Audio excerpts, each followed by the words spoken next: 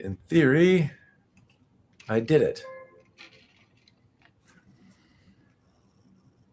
Yeah, it says it's live. Yep, says it's live. We are, in theory, live on the internet. So, hello, everyone. Thank you for joining. Nobody has yet, but some of you might. So, fantastic. This is a little bit of a hodgepodgey, weird stream. Initially, we planned on doing something a little different, but we all came together at the end. If it seems unscripted and ill thought, then you are correct. But we have all these fun sword tubers here, and we're going to talk about some swords. And I'm going to ask everyone to introduce themselves. I'm going to go just. I'm going to. Oh shit! I'm mirrored. I'm going to go this way. All right. So, By the Sword.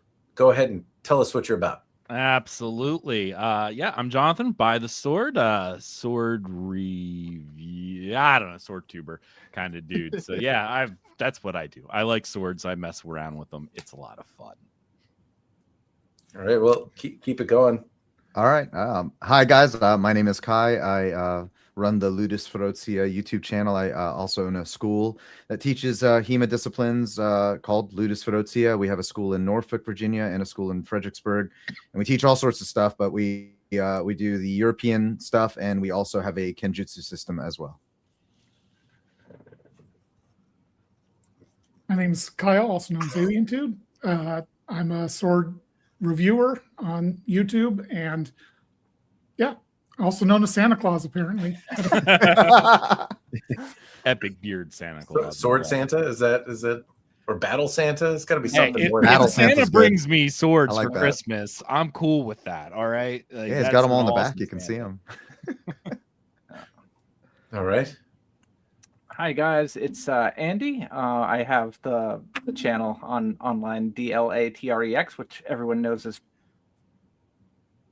And as a result, I also have a bunch of different swords that we look at mostly the dynamic properties of. So I deal a lot with sword design, but we review both antiques and original, or I should say different reproductions of based on original sword designs. Does that make any sense?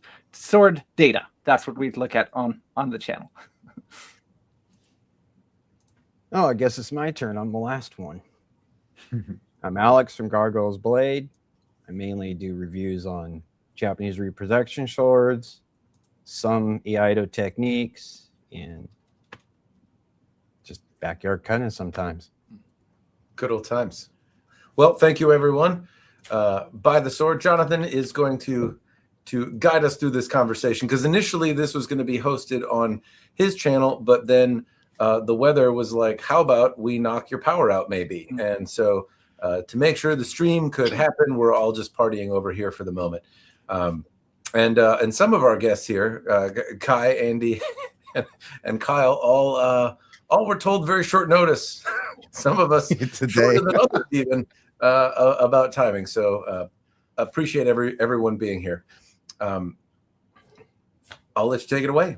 All right, sounds good. Yeah, the entire purpose of this, I obviously like doing these kind of things and getting the sword community together, because if you haven't noticed, these are all amazing people. Even though I've only met Kai, there we go, I had to look at that way, the first time. And Kyle, this is the first time I got to meet you in person, but I've watched all of your videos for ever and a half. So both of these guys, when they came on, I was super excited to actually get to talk to today. So that was really cool. Andy of the Lad Trick Swords over there. Perfect. Yes. Spot on first try. I call him Steve. Steve. Yes. We did some amazing stuff there before. He is an amazing sword tuber. If you haven't checked him out, like intellectual level, I'm over here drooling on stuff, and this guy's over here just way above me. Fantastic stuff. And of course, Alex of Gargoyle's Blade down there. I loved his stuff. He actually did a video today on point of balance and how important that is on a sword. I actually got to catch that, which was really cool to see. So he's really trying to get into that kind of thing as well. And of course, everyone knows Matt. He's been around. He's the OG senpai, great times. But the whole reason why I wanted to get all these guys together is we wanted to talk about reproduction market and the Japanese swords and like the plethora of swords that are now available in the market.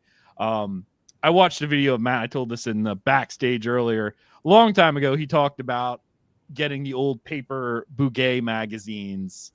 And I'm like, that's me. That was me. I had like a stack of like 8 of them. I kept them all nicely in my dresser, and I'd pull them out and look at them and wonder when I could afford a sword like that. And I actually have Your mom was like, why can't you just look at porn like a normal kid? exactly. What is Yeah. that? The shock on her face when she opens up the drawer and goes, what is this? What is this? Yes, that is exactly what happened.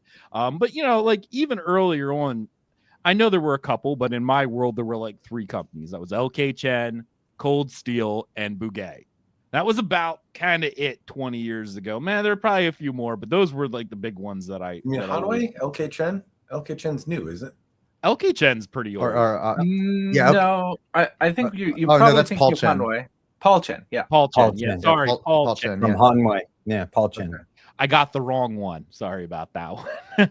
But yes, they were like the older ones, but like Cold Steel was like your budget level, you know, area. And then you moved up to you know, Bouquet. But now there's a whole bunch of different companies that are breaking in, and not even like I'm mostly focused on European swords, but Japanese sword market is really exploding with all sorts of different stuff. And that's what we're going to talk about today. So I asked people to bring special swords, anyone in particular that they would like to show off. I'll start it off, but I'll jump around, then we could talk about it. I wanted to talk about the very first one, and I'm very happy to know that Kai probably had the same one as I did. This was probably my first real sword that I ever bought, which was the Cold Steel Warrior Series O Katana. This thing is insanely huge, not balanced at all. Yeah. And when I talk about authoritative in the cut, I never talk about authoritative in cut. It's a dictator. It'll cut through, but it tells you where you're going and pulls you along for the ride. There really is no recovery. So if you miss your first shot, you're not getting another one with this thing. Who's swinging who? Yeah. Yeah. With this sword, It's a big boy. yeah. We did some measurements beforehand. It's what we say was a 36 inch blade. Is that what I said? 36 inch. 36 inch blade by itself. This thing is massive.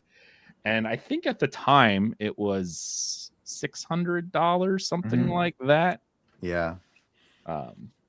Now, the funny thing with this sword, like Kai, you have this one as well, or had it at one point, I assume. Had it. Yeah. Yeah, had it. Like, I have hit some serious things with this blade. This thing, if you look at the spine of this, this is insanely thick. Like this is like almost finger thick. That's my thumb next to it, like half a thumb on how wide this blade actually is. It is a beast of a cutter, but this was like one of the first things that I ever started with, thinking, hey, this will be a lot of fun. And it really wasn't. Yeah, I've always heard they were built like a tank. They Yeah. are. Depends on your definition of fun, I think. You know, as I play with more swords, like those things that feel intuitive and lively in the hand, where you pick them up and they feel more agile than expected, or where like they're beefy but you can still move them around. There are ways to be impressed by you know big chunky things, but I don't know. I seem to gravitate more towards that, and the ones where you know it looks lively and nimble, and you pick it up and you're like, oh. Yeah. Am I supposed to do curls with this? Like what, you know? Yeah, like, I'm over here doing my hammer curls with the sword. I don't know. It kind of takes the wind out of my sails a little bit. It really does. And one of the things that reminds me, I think you probably had the best analogy I've ever heard, was when you were reviewing the Albion Maximilian, and we're talking about how you have to learn to move with it, not move it, because of how large it is. I think you and Dean Chen did a collab on that one. And that's kind of what I felt like with this sword because of how large it was. So if that was your first sword, I got to ask, how did that influence what you thought swords were like? Because that's not what a katana normally feels like, right? Yeah, no, it's a good question. To be honest, I knew what I was buying was absurd. like I knew it was absurd, and I'm not going to lie. I was a filthy weeb who was in love with Sephiroth from Final Fantasy VII, and I wanted the largest sword possible. This was in my 20s, mind you. I've aged a little while since then. Okay, but still want to point out you are a grown ass man at this point. Just, well, I mean that's okay. Just you could argue that. I hear a lot of the whippersnappers out there like I was just a kid at the ripe old age of 24. Like, no, that's grown ass man territory. Like you're old enough to know better. It's fine. Like what you like. Swords are cool, even if they're cool. chunky. But you know, it's funny you mentioned that, Kyle, because I did a review recently. And now, obviously, this thing is way smaller, but this Shadow Dancer. Mm-hmm. Now, this is a Moroha Kasaki, so it's obvious it's a little different. Mm. This thing feels like it's not even in my hands. It's that light. So when you're looking, this is easily 3 times that weight. No exaggeration. This is probably nearing the 4.5 pound rate. So at the time, when you say about what I influenced swords, I probably thought most swords were similar to this, maybe a little lighter, but that I just had to get stronger. I had to lift more. I had to do whatever to make it so I could swing it around. It wasn't until way later that I got swords that actually, the average person could swing around, not Goliath. So that's I'm surprised you stayed with the hobby. Like when you pick up a sword and you're like, ugh, and that's your only experience. You weren't like, nah, screw it. Like. So speaking of the hobby, the reason I stay about it, this is a sword safety tip. Don't be dumb and do things that are stupid. I've only ever had one incident where I've actually cut myself pretty badly. And it was actually with this Bugay right here, and I still have it. It's what is it? The Cormorant neck one? It's from Bugay. It's the Raptor series. It was the cheaper one that they had. Unakubi? Mm-hmm. Yes, Kobe. I can never remember what it is. I think it still has stains on the tip where my blood was because I didn't get it cleaned out. But I was stupid trying to impress friends, and they said to me, "Hey, do you think you could cut that?" As one does. You think you could cut that young bamboo right there? Because we were out hiking and we were carrying it around. I said, "Yeah, I think I could." But then I sat there. My footing was terrible. And I did the thing that you should never do, which I actually learned will cost you points. Thank you, Kyle, for that one. When you cut towards your forward leg, and that's what I did. Yeah. Mm-hmm. And this is why you don't cut towards your forward leg. When I hit, my edge angle was off, and the blade slid down the side of the bamboo and actually went into my shoe. And I cut about an inch long gash in my big toe, about a centimeter wide. It was not great. Could have been worse. Could have been worse. Could have been worse. But it was interesting because when we were hiking and I thought I missed it because it was such a clean cut. I'm like, oh, I lucked out. And then as I'm walking down the mountain, I'm sweating profusely. I didn't sweat going up, but going down, I'm sweating profusely. I sat down, took my shoe off, and poured it out. It's like, oh dear goodness. And I realized I didn't miss. So that was you were in shock. Yeah, pretty much. That's gnarly. So ever since then, I took a lot of care in making sure that when I'm doing cutting, you're not showing off. That's the big thing, not show off, and make sure you have proper footwork and make sure you know what you're doing. Because if you don't, stuff like that can happen. I was lucky, but I still have it. I don't blame the sword. I blame. I'm actually more curious about a different part of that story, and that's: do you still have those socks? Because it seems like in guy territory, right? It's like, well, that boot got full of blood, and so that sock naturally got a little staining. But that's no reason to throw away a perfectly good sock, So, I'm just curious if that sock still made the cut. If you have it in the drawer sometime, and your wife what gross. Is your bloody sock. I guess that puts a whole new definition. That's my special sock. Don't touch that. It does. It does. Yeah. It's and it'll weird people out just as much if you tell them the story. So, John, I actually want to ask: did you tell Luke that story, and is that why he is constantly cutting shoes open? No, but I should tell him that story. Yeah, that's Luke, if you're listening. What was the first thing you cut with that cold steel sword when you first got it? What was the first thing you actually like cut into? Tree branch. Inch thick tree branch or so, inch diameter tree branch. I'm like, I think I could cut that. And that's what I did. And My first sword was I shouldn't do that, right? You were just like YOLO. Yeah. No, this is before I was Yeah. ever introduced to Matt. But he had probably been doing it around that same time. No, it wouldn't have been that long ago. But yeah. I've done my fair share of stupid stuff. Most of it's on the internet. So, you know. Luckily, I didn't do any. Oh, go ahead. Yeah. No, I was just going to say, in that same vein, you just unlocked a memory for me. So when I was when I was in my weeb phase and buying mostly wall hangers, I had probably one or two functional katana. My parents are from Central America, so we have all this tropical stuff. I was in Florida at the time, and I can remember probably my first targets for the katana were coconuts, because I would used to open up the coconuts for coconut water and coconut meat. Which is not the best target for katana of very questionable integrity. Right. But I Young definitely coconuts or like really established ones?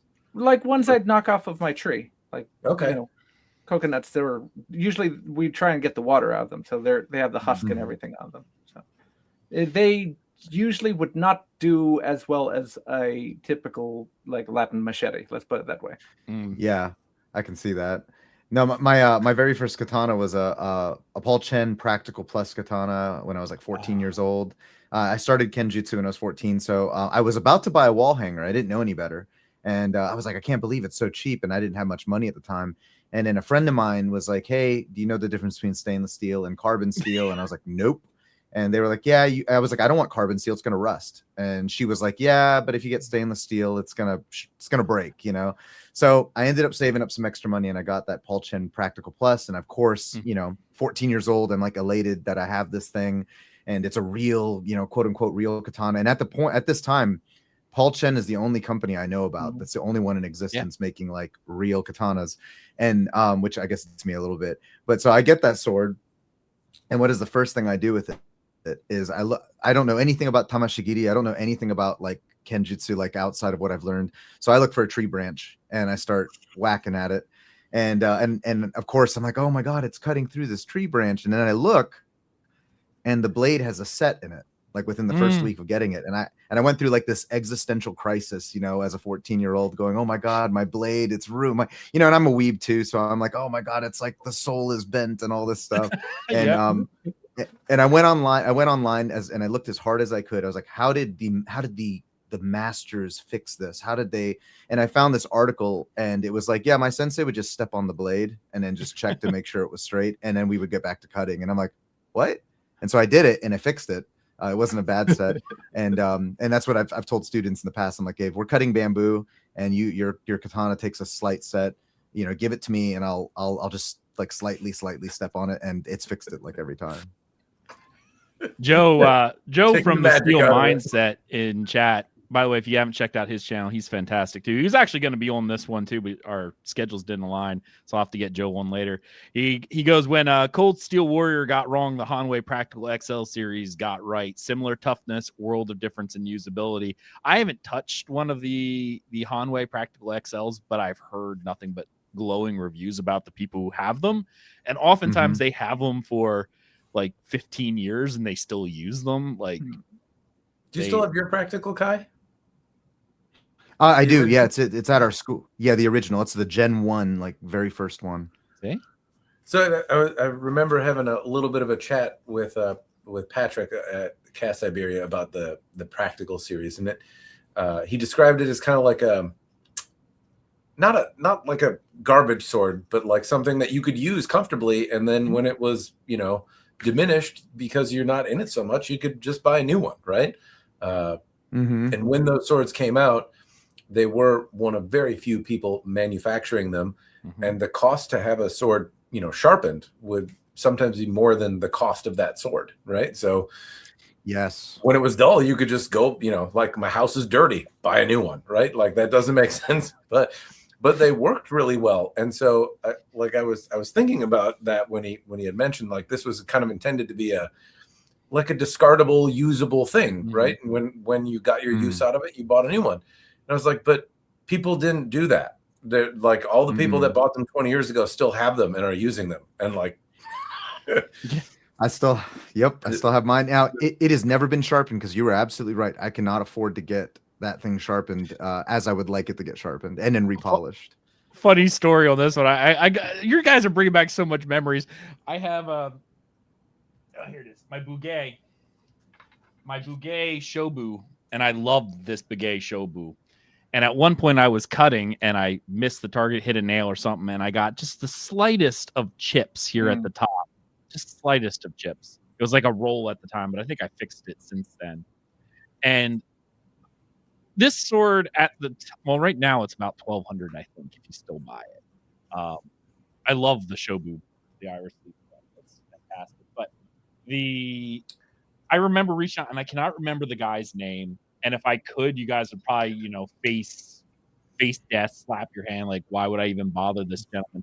This is a guy who was renowned for polishing and sharpening like Nihonto and antiques. And I reached out to him about resetting the edge, and the guy's like, "Yeah, I can do that for you."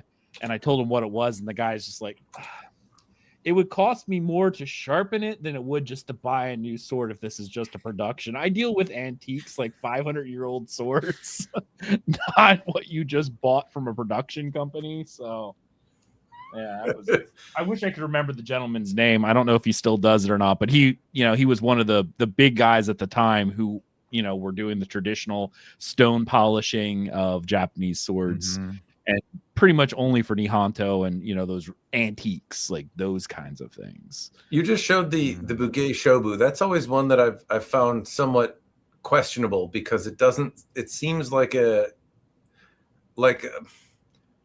of like a Shinogi Zakuri blade without a Yakote, as opposed to a Shobu Zakuri blade. There are two different definitions for Shobu Zakuri, so it depends on which one they're using. One of them is an absence of a Yakote, where the Shinogi Ji goes and meets the tip of the So it depends. But it depends on collector terminology. So some people might consider that Shobu Zakuri. Yeah, it sounds like a thing because I see a lot of Shobu Zakuri blades that are more or less just that. It's a blade without a Yakote. But as the blade geometry is unique too, because it's also, and I don't know, you guys know more about this than I do, but the blade spine itself, it almost looks like a flattened diamond, other than the back, but it's a flattened diamond in its shape, almost like the the cormorant. That's customary with Shobu blades. Yeah. So like this, John, does it look like this in cross section? Yes, it does. Now they did that on purpose. My Saya obviously doesn't look like that. It looks like a standard one that you would normally use, but the cross section, with the exception that there's almost like it's octagonal in its shape, because the back, the mune, is that what you guys call it? It does still have a little bit of a mune. So a little bit, yeah. This is a really huge sword, so it's going to be hard for me to get. So on this one, all the way down even to the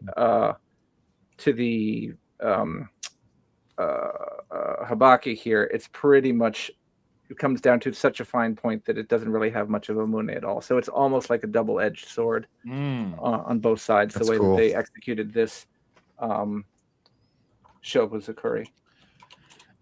Is that the one you showed off in one of your videos where you said it was sharp on both sides? Because you showed me one that it won't cut paper, but it's fine enough that I wouldn't want to run my hand on the edge of it. So as a result, I can use it for false edge cutting, like on light targets. And it's so long. That's really cool. It's long as a long. Yeah, that is cool. I haven't seen one like that. You have a huge leverage. This is a custom sword that I made through Hanban. So Hanban, okay. Yeah, they were asking me to test it out, so I just wanted to push the levers as far as they'll go to see if I could break it, and it came out really well. It came out very nice. Cool. Yeah, it's like almost a 90 centimeter blade length. Kyle, you've been quiet for the most part. Oh, sorry, Kai. No. He's been quiet. No, for the go ahead. most Yeah, part. let's get Kyle in. Let's get Kyle in here. What do you got for us, man? You have any particular fun Katana sword? stories? Yeah, katana stories are even like your first katana that you got. My first katana, here, let me go grab it real quick. All right. I'm gonna just share this screen here quick. This is from the Hunto nice. US. Yeah. And I actually had the pleasure of kind of seeing this blade in person, and it was quite a thing to behold. But it kind of shows the tip of a classic Shobuzakuri blade, at least in like when I think of a Shobu blade, that you have this kind of steep iris shape, which I think you see a little bit in the Bugay version, but that the cross section is reinforced all the way up to the tip. Yeah. And a lot of times manufacturers don't do this tip very often, and that's the fun stabby part of the Shobu, though. Like I want the stabby, the penetration. You know, that's what I'm looking for. So if I can wax poetic for a second, that's something that we see in a lot of swords in general. So if you want to put a point on a sword, you need to make it reinforced somehow, because if you reduce the breadth of it and you have it thin, then it's going to just fall off. And with a Shobu, you lose that Mune portion of it, and you're not having it flare out the way that an Unokobe Zakuri does. So they have to somehow reinforce it so that it doesn't become too weak to still be able to thrust. So like you say, on proper war swords, they do leave it reinforced a bit at the end. So it probably transitioned from a really flat rhombus into a more like tetrahedral shape towards the end, like you'd see almost on a dagger. I think I got mine in focus. That's the back end of my Shobu, and it's does not have that diamond. It's thin up here at that top section right here. It's real thin. I would be scared to thrust with something, at least into a hard target with something like this. All right, Kyle, what do you got for us? So this is my first katana here. This is like a $60 Musha off Amazon. You know, 1045, absolutely bare bones everything, right? I was very much a European sword guy. I like European swords, and I was like, I don't think I really want a katana, but $60, let me try one out. And this is, for $60, this is a hell of a sword, in my opinion. And it got me to like katana. So it did a good job. Everything is as cheap as can possibly be and still be a functional sword. So $60, you know, I look at it now and I'm like, I see so many problems with it. But when I picked it up, I was like, damn, that feels good. I like the way this feels. So that's one of the really cool things about what your topic today of how much is available in the katana market is you can get these swords for just basically dirt cheap. Less than $100, and you can have a sword that it's not going to have a great edge retention. You know, 1045 is never going to have a particularly hard edge, but you can get an idea of what you like, what you don't like, just from less than $100. I think the way that I always looked at it is you can get a functional sword that's not going to be dangerous to you, like fall apart in your hands, for very cheap. You know, when I did my review of the Swordier $200 sword, I think you did one too, Kyle. Yours came out way before mine did, and I was like, for $200, I know like 10 years ago I wouldn't even swing a sword for $200. I'd be afraid it would fall apart in my hands. But now being able to get these swords at such a low price that are relatively safe to use, like solid construction, they're not gonna, shatter on impact, has really made a nice entry point for people who go, I want to get a sword, but I don't want to spend $1,500 and realize this isn't for me. You spend $60, the gateway drug, and then you're like me, ordering swords like crazy. I think you got the perfect first one. I mean, that, like, if there's a sword to recommend for a first sword, it's even if you want to spend $10,000 on your next sword, like you'll go into it with more information about what you like and don't like, and you can practice all the stupid with the cheap one, right? Yes. You're like, hey, that tree branch over there, looks like it wants a sword buried inside of it. Yep. Start with the $60 one. You know that 5-headed idiot on the internet cut apart shaving cream cans that he got at the dollar store. That looked fun. That did Start look that fun, with a $60 actually. sword. That's what you want to use that for. Sharpening seems like something I could do. $60 sword. Try it on that one first. The first sander that moves really fast. Let me see how accurate I am. The first katana that RVA Katana sent us, I remember it may be in the final cut of the first video we made of it, and I remember going, guys, this is not a Matthew Jensen review. We're not going to destroy this katana. and then John messages me. He goes, that was a great review. Try and break it now. And we were not able to break it. It was like their lowest quality tool steel, and it was still. I mean, we busted it up. It's like, did you take it out on a piece of like you took it outside of your school, and you had a chunk of concrete and a metal bar, and you tried to smash it into that? We tried. It is still sitting in our little armory thing, bent as all hell and chipped, but it didn't snap, and we bent it over. And I was just like, man, I wonder what Matt would have to do to break this thing, because we weren't able to break it. So but I know you'll learn some methods that make it a little more efficient. That's all. Croquet stick of doom. Rookie. No civil where it's below zero. Yeah, that's another one. It's 30 below outside where I am, so that certainly makes it go a little quicker. Yeah, I actually was tempted to go outside and try to film some breaking of swords, just because like I have some that didn't break easily. But then I went out there and like my cameras freeze, so like the batteries like deplete very quickly. Or just like the camera shuts off, and so do I, because it's quite cold. So I actually ran into a few challenges and cameras don't like the cold. They don't like the heat either. No. Just last weekend I was filming some cutting, and my camera, both my phone camera and my camera, shut down from the heat in January. Did you catch it though? Because I've done that where I've been speaking to the camera without a cameraman for 20-30 minutes, and I come back and it's like I have been talking to myself and not recording. And then you have to refilm it. And you're like, where did it shut off at? It's I had so to bad. do that on one of my other reviews. There's a weird break in it, and if you watch, it goes, didn't he repeat himself? And I know I did. It's because I thought I got past that part and I did not. Oh yeah. Yeah, if you don't have a camera with a flippy screen, because I have a nice camera now that I can link my phone to see, but then I have to link my phone to it, and then the Wi-Fi like consumes the battery, and it's always kind of sluggish and irritates me with how it operates, so I just don't.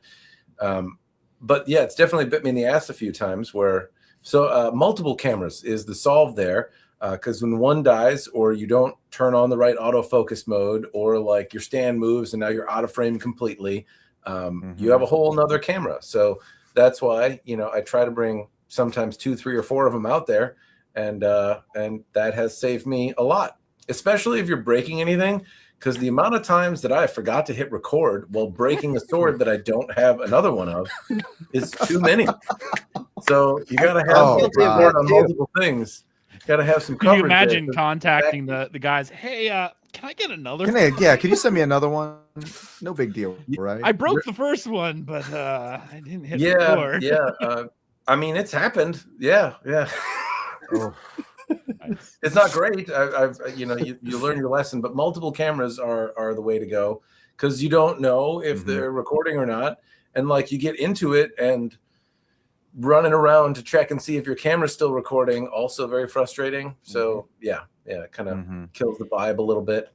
But yeah, that's between like things flying at your face while you're breaking them, or forgetting to hit the record button so that your family can observe your final moments. That all of that. Kai, when you were hitting that sword, I did see your video, by the way, where you're trying to break that sword. And I was like, oh yeah. I wanted to send you the clip of me doing the same thing, because I was a long time ago trying to break a differentially hardened blade from Ronin katana, and I set a piece of metal on top of my cutting stand and just tried to like cut into it to simulate armor. And when the blade broke, it literally flew right past my face, and world like 3 inches away from my face. Oh my god! And then buried itself a few inches into my shed 50 feet behind me. So like it had force to definitely just, orphan my children. And I like, you see me react to it, goes, and then like 1, 2, 3, huh? Like the ninja reflexes that I demonstrated there are amazing. They will amaze all of you. Yeah. But it definitely said like, oh, I should probably put on something better. So Yeah, no, that put happened. stuff on. That happened while we were doing it. I was about to whack it on the concrete, and one of my students was like, "Hey, you should probably put something on." So I went out and got some like those shop glasses, and thought that would be great. And then she's like, "No, you need to put something else on." So we grabbed the HEMA helmet, and I was like, "Well, it's supposed to stop like steel blades, so this will work." And luckily it didn't snap in my face, but the whole time I was waiting for it to just kind of blow up in my face. So yeah, they do that. It's not fun when they do. So I advise something covering your important bits. KF1 in chat. By the way, he's great too. If you don't follow him, he's a great backyard cutter. I love his stunt tricks he does. But he says, Matt, motorcyclists have Kevlar reinforced jeans, like cut-proof arterial sections. You need that.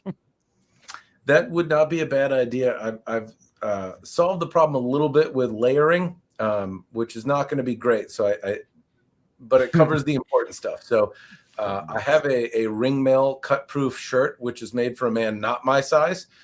So if the ring stuff goes around, that's because it's like a medium or large shirt size ring mesh shirt that doesn't fit my big fat body. So I just drape it around my head and neck, and that's more or less what that does. Then I put a helmet on, then I layer, and then I put some heavy leather stuff on. So more or less like my organs are good, and if something sticks into my arm, I can kind of stick my thumb in it for a while. But I'm not also too worried about my legs because most of the time it's not gonna break and hit my legs the way I'm swinging. I could swing into my legs. That's a possibility, but it's unlikely that it would break and hit me in the leg, even though it has done that actually, now that I think about it. It flew up and then back down into my leg. Yeah. So I retract that. Anyway, so yeah. Alex into this one. I was going to say, has anyone ever seen, I think it's the 2009 Beowulf and Grendel with, what's his face in it? Yes. Okay. All right. You know which one I'm talking. What's the actor's name that he's in? Butler? Gerard Butler. Yes. But the Grendel in that movie, he wears armor that he gets from like the Danes he kills, but he's so big it just sort of drapes over his top. So that's what I imagine with you when you said you bought it for something too small. You're like the Grendel when he puts it on and it just has like chainmail, like his whole halberd, but it only goes to like right here. That's what I picture now. My kids like to wear it, but I'm like, Daddy needs that to not die. And I would buy one that's my size, but they're like $500, and I guess it's like that's cheap in comparison to my life, but so far just draping it over my head has worked. So I hodgepodge together the armor that I have that works. I do have better armor, like I have the samurai armor. It's just kind of an ordeal to put on, and I have other like butted mail that would do like a shard doesn't have a whole lot of force. At least it probably would, the armor would help more than likely, but it's all rusty. So like I get filthy every time I put it on. So I'm like, meh. Sounds like you need to get some of your kids out there to burnish that mail. That's what it sounds like to me. Start scrubbing or you don't get dinner tonight. That kind of thing. I can't get those little shits to pick up Legos. I don't know how I'm going to get them to polish armor. That's too much. Like, could you just not break the things I love? Is too much already. Polish my armor? Yeah. Okay. Yeah. Give me your parenting advice, Sensei. Well, let's that might be a topic we're not even going to get on at this point. Okay. So Alex, why don't we go ahead and get with you? What was your first sword before we get into the main topic? Oh, excuse me. My first sword was actually Musashi, a 1060. It was their last samurai sword that they did. It has the pinwheel guard on it and everything. My wife got it for me for her anniversary, and I still have it. It's like 20 years old. I love that last samurai movie. The only thing loose on it is like the top seppa. moves up and down. Everything else is tight on it. Wow. Now, That's I haven't pretty good. cut like extreme stuff, just with bottles and stuff with it, but it's still in really good shape. I mean, the Edo wrap's good, and it's just a cotton wrap, Edo wrap, but it's all good. Handle's a little big on it, but it's not too bad. Got a follow-up question for you, sir. Huh. Can your wife buy you can people buy you a sword as a present and have you like it? Like, is that a dangerous gift for you, or is that a good one? Well, your wife just bought you one recently. Again, you did a video on it, the Ouroboros one. Okay, It can happen. Okay, you don't like that one? Kai's showing off. Oh no, So my wife, Yeah. she got me that, and then she got me my very first custom sword made.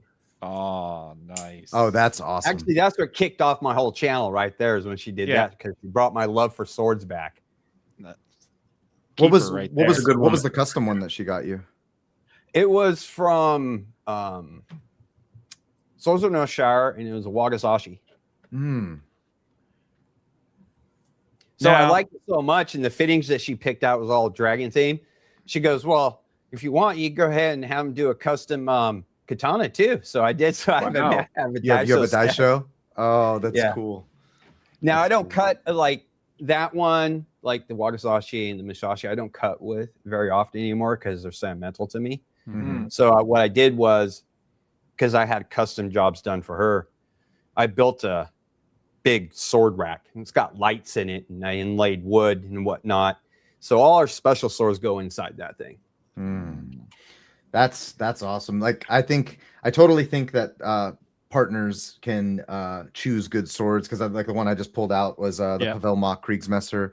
That was commissioned by my fiance on our 1-year anniversary, and she had it done by him, and it took like a year to get to me. But so it was your 2-year anniversary by the time you got it.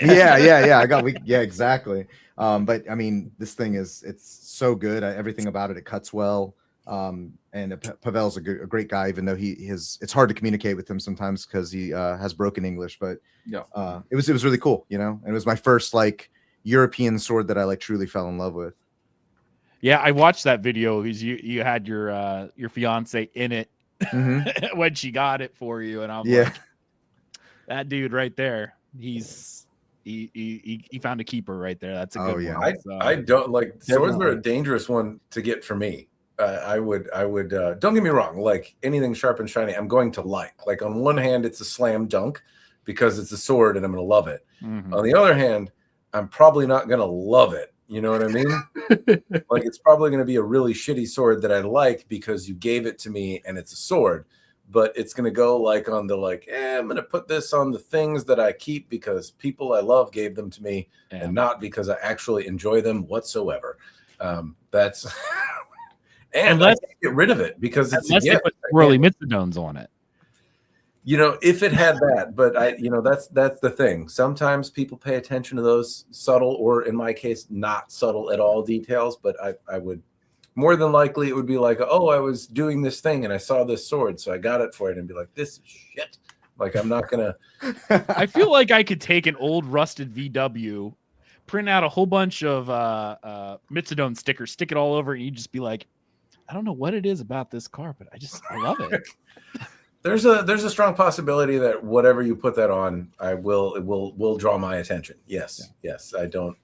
I wish I didn't have like such a fixation on one theme and could broaden my horizons, because then I wouldn't have made 50 different iterations of the same sword. But you know, a guy knows what he likes. I don't know. Yeah, I have that same problem. Anytime there's a custom katana builder, I'm like, man, I just made like the same thing I made last time. Wouldn't it be embarrassing though if you went to review it and you'd pull it out? Oh wait, this is the wrong one. This is the wrong sword. Which one was it? Funny enough, because we were sent European swords recently by Romance of Men, and my editor, who's like he's like 17-year-old kid who now teaches longsword with us, and he's my editor. He goes, hey, you might need to reshoot this whole thing. And I was like, why? And he goes, I think you said the wrong name. And I was like, I'm pretty sure I did. And I started having a heart attack because we shot a whole bunch of footage. And I was like, I'm pretty sure I didn't. And when he looked it up, he was like, oh, never mind. You did say Romance of Men. You're good. And I'm like, oh my God. Oh, okay. I thought it couldn't be named that. That's all. That's a perfect segue into the main conversation here. The idea of these new different companies coming in. And Romance of Men has been around for a couple years, not many as far as I know. They might have been, but they, maybe 2 years ago, 3 years ago at most, they started really popping off. And like their claim to fame is, like slicing through space and time sharpness with their swords. And it seems their katanas are like, you look at them wrong and so all of a sudden you're cut some way or another. So like, what is everyone's thought on Romance of Men katanas specifically? Are they a good value? I've never actually had one. Yeah, I can't say because I don't have any. So we just reviewed 2 of them. One of them had like their extra sharp feature, right? And I talked to the guy who runs it about this, and I honestly did not like the edge geometry that they had put on it. It was pretty sharp, but it wasn't the kind. It made the edge kind of delicate, and I could tell that they didn't polish up after they had added that sharpness on there. But we got another one that had like normal sharpness on it, and I actually really liked that one. It was pretty good. Okay. Yeah, like from what I understand, when they do that extra sharp, they take that edge bevel and that geometry and they shave all the Nico that would have been on the blade off. So this thing is like a razor blade, but as such, the one Andy's playing with there is probably the sharpest that I've got from them. So it was the same one. Yeah, so this is the one that they've mostly been sending out, the Fukyo katana. And just like Kai said, this one I hadn't even checked that before. It has no Niku, so it's got a 0 Niku line. Even it's not Hirozakuri, so it does have Shinogi G, so it's Shinogi Zakuri cross section, but it's completely flat. However, I don't know if you can the camera's picking it up, but it does have an obvious secondary bevel or a place where they have obviously gone ahead and touched up the edge. And this is a mono steel, it's not differentially hardened. It doesn't have a hamon on it. So they've gone ahead and added spent extra time touching up the edge of a sword that already doesn't have any meat. Now, that said, I haven't been able to injure this one at all. And I even, let my brother go ahead and do crazy stuff with it when he's never picked up a sword or do anything. He was cutting with all sorts of targets in the backyard. Cut right into the stand, all sorts of stuff like that. And it's perfectly fine still. Now, that doesn't mean that this is as durable as other katana, but it does. This particular example I'm holding in my hand does seem both quite sharp and at least passably durable. I would describe it as. There was a question in chat, which I did say I was monitoring chat and ask questions when they were relevant. And this person was asking what we think the best steel is for katanas in general. And someone in chat already mentioned that there is no one best, but maybe you guys have a preference for what you like to see used. Matt, why don't you start? And I'd like to know what Matt thinks.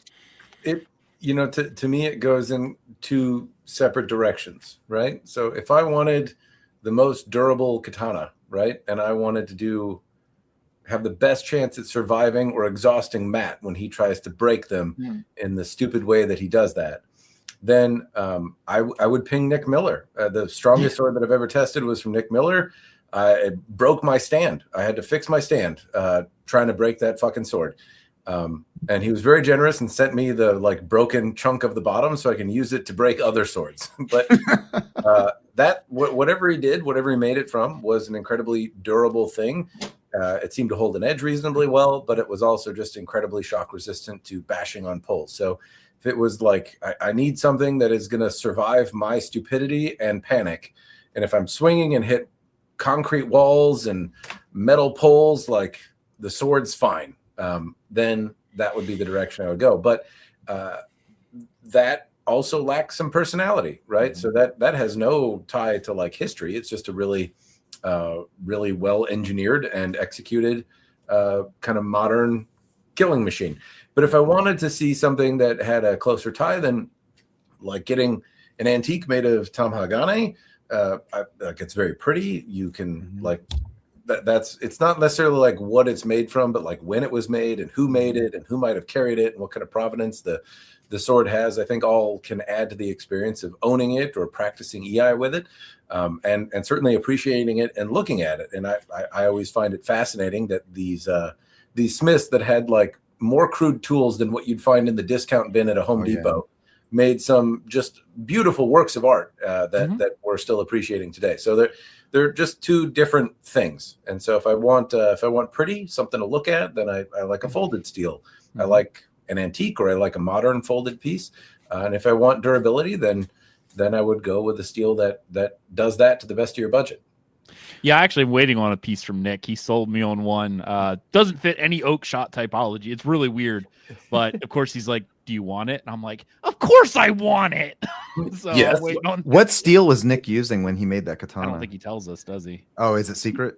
Yeah. He didn't say what it was. The cross section looked like it was a laminated something. So I don't know what the inside and outside were made of, but whatever it was, good fucking job. Damn. So yeah, I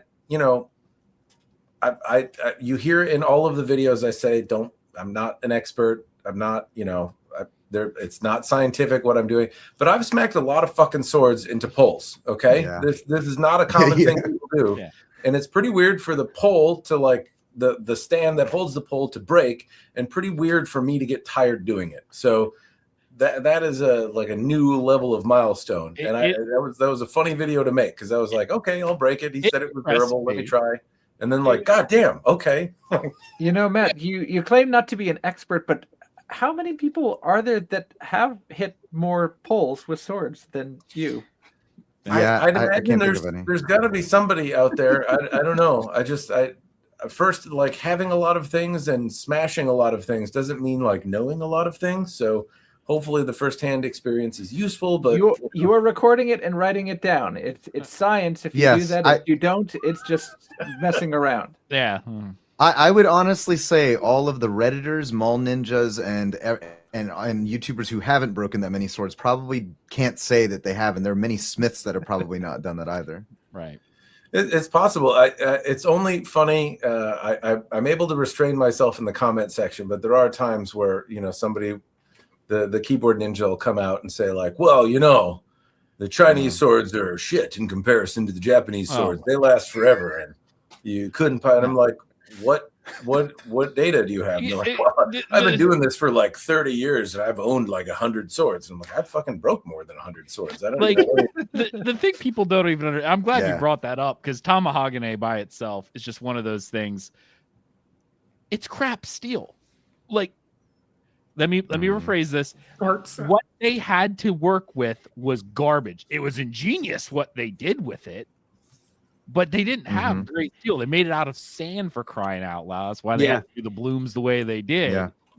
It's ingenious, but compared to modern steels and what a lot of other people had, and what they did was incredibly brilliant with what they had, but it wasn't the best stuff that in the world, unlike anime and television would tell us. I was going to say the weebs are going to come after you for that one. So. I know. I put it. There's a hit. I put a study that was done by the knife steel nerds in the chat, and don't look at it now because you're watching us, or bring it up. I don't know. Do whatever you want to do. But he did some like science stuff on Tamahagane and like compared it to other things, primarily from I think a Kozuka, I think is what he made and tested.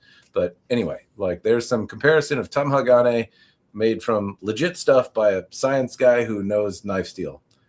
If you're like, no, like he invented Magna Cut. The boner you have over every fucking knife that's produced now is invented by this guy who made the article. So nice.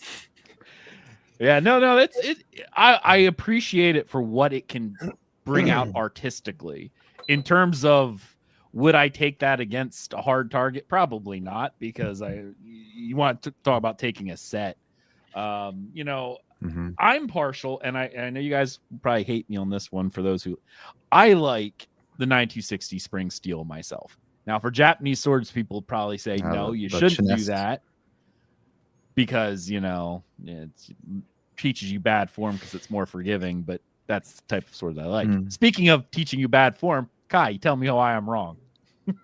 No. So I owned a Paul Chines 9260 silicon steel when it first came out because I got sucked in by those videos where they were going through like the car doors and stuff.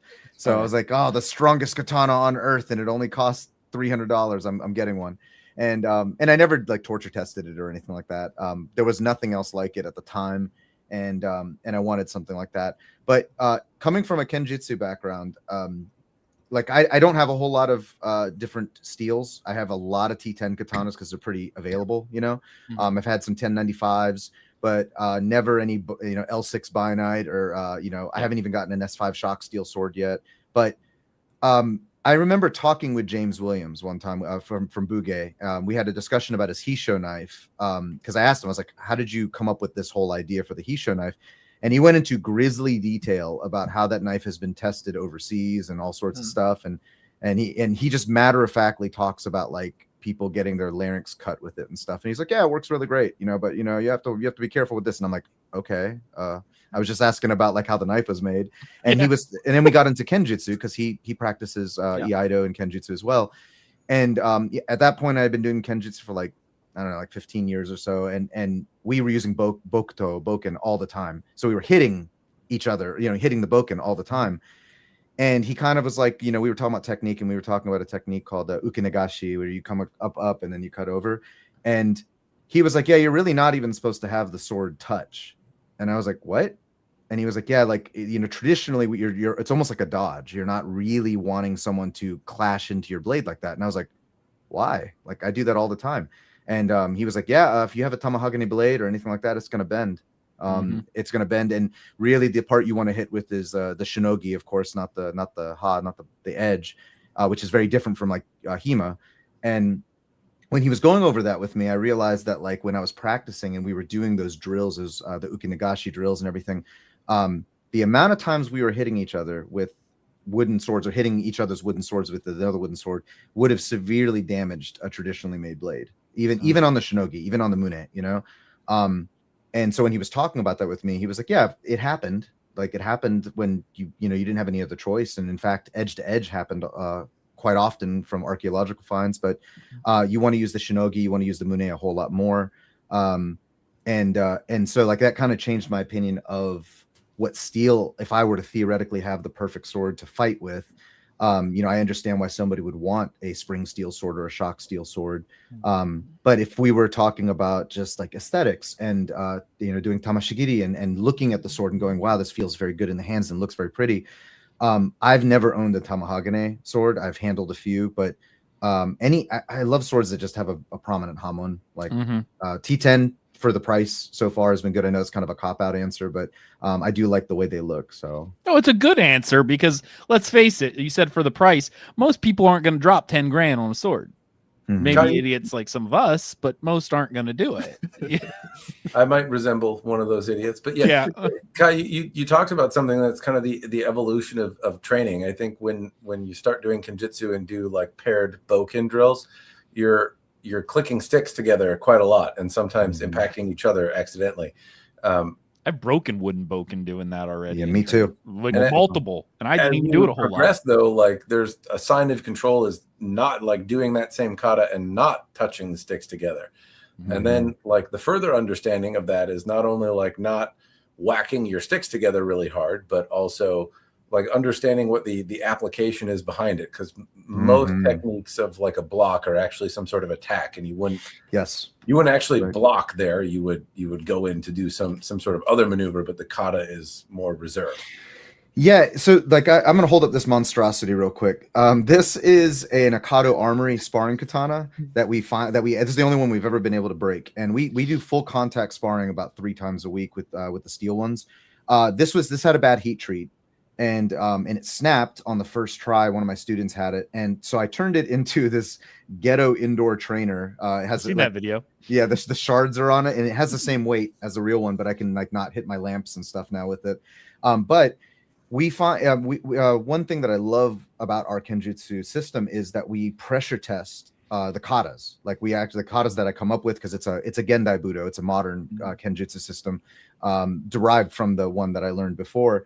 And in the one I learned before, we didn't really get to pressure test any of the katas. You know, it was very much just you do the kata and that's it. And I remember asking my sensei all the time, like, when do we get to fight? And they're like, you just kind of go back and forth. And I'm like, I really want to fight. And we were using in the parking lot after class. And that's exactly what happened. I would lock the door when he left and we would just beat each other like with the sticks. But what ended up happening was, Matt, exactly what you just said. We would just end up stick fighting, you know, over and over stick fighting. So the steel swords, along with all the PPE that goes with it, it really does allow you to understand within reason, because these have flex, whereas a real katana doesn't really have flex. This allows you to go, oh, wow, I can hear when the shinogi engages the blade. I can hear when the Mune like slings another guy's blade out in the orbit, and I get that, you know, that big opening. Boken, it's doable, but it's a little harder because it all sounds the same. It all feels kind of similar. But using steel blades with like properly made ska and everything has like changed my perspective of kenjutsu, if that makes sense. Yeah. If I could jump in for a second, that you bring up is interesting because, again, this is coming from a living tradition. So once upon a time, everyone was practicing with their actual live swords, and then they moved to continuing to practice in a setting where they would use either shinai or bakuto to be able to continue their techniques. And they knew how far they could push them, and they knew to look for exactly what you're talking, those little subtleties in the shape of the bakuto, that they would know what they meant because they had their live swords. And so they'd be able to expect that and be able to maintain those carryover techniques from the shinken that they were using. We're having to do the opposite in something like HEMA, where we don't have any of that existing corpus of knowledge with so many different types of swords. And you try and transfer that over to trainers, which are sometimes you're trying to get them as perfect as possible, but you still try and make it safe. But we don't have any established experience of live swords and live fencers to draw on. And you're trying to work it backwards, and it makes it a very difficult situation. Nathan from Arms and Armor. Oh, go ahead. Sorry. I was just saying, look at how difficult it is even within kenjutsu, where once you have it a little far removed, you can still encounter that stumbling block where you'll start to lose the relationship of what the techniques actually meant once you transfer back to the steel. Yeah, that's very true. Yeah, I was gonna say Nathan from Arms and Armor. If you've watched his channel recently, love Nathan. He's really cool dude. I like to chat with him one day. Hint, hint, wink, wink, Nathan. Anyway, he did a historical 16th century fetter, but he specifically did one because it was the type of manuscript they were doing was to the bloom. So it has right to the head. Really small, like the end of the spatulated tip is like a millimeter. It's practically sharp. Yep. Yep. Did you see that one that he made? So I haven't, but I didn't know he made that. I just learned about To the Bloom, I would say last year, and how like fetters from that time are not like the fetters we use now, where it's like supposed to be super safe. They were like trying to get like a little wound on the head or whatever, and I was like, oh my god, that's crazy. Check out the Arms and Armor page. They did a historical fetter specifically that was designed for the Bloom 16th century manuscripts, and that tip is a millimeter. It's basically sharp. Yeah. Well, it makes sense, like in context for what you're doing, though. In Filipino martial arts, I remember there was a seminar that I went to about a guy. He had espoused the virtues of training with live blades, right? So to do like knife techniques and lock and block flows and things like that with live knives. And, you know, obviously you can say all of the cautionary things that could happen when you're training with a live knife. However, if you're training to have a toolbox, right? Like if you're actually trying to learn knife fighting defense, then like if you never do it with a live knife, you're kind of robbing yourself of that tool. You don't know if your technique really works. You haven't tested it out. And like there's a way to do it, not safely exactly, but where somebody is like not deliberately trying to murder you and you can work through some stuff. So, you know, at a time where swords are relevant weapons, if you're trying to learn how to defend yourself, then like doing something where you might get a little nick is pretty useful to see if your technique is actually doing what it's supposed to be doing. You're not going to die. You're not going to be happy, but you'll know if you should zig or zag, right? You're gonna lessons learned in blood. I don't know. You keep them in your sock drawer. I can't remember what we were talking about. It's all good. I'm going to transition us back onto the topic at hand. Sure. I'm actually going to talk to Alex in general. I love side tangents because these are always things that are a lot of fun. And then after Alex, I'm going to go to Kyle, trying to get everyone some speaking time in here. Alex, one of the reasons why I pulled you on here, obviously, is you have one of the more unique swords, and from a company I've never heard of personally. You mind showing off your I'm not even going to try to pronounce it. You're going to correct me and fill in my sentence right now. Sawadi? Yes. And the type of wrap. Oh, Yes. yeah. I want to see this. Mm-hmm. So this is the Jabra Maki wrap. You don't see it very often on swords. So basically what it is, it's actually 6 ropes wrapped around, 3 going one way, 3 going the other way. From my understanding, this is like one of the most difficult wraps for them to do.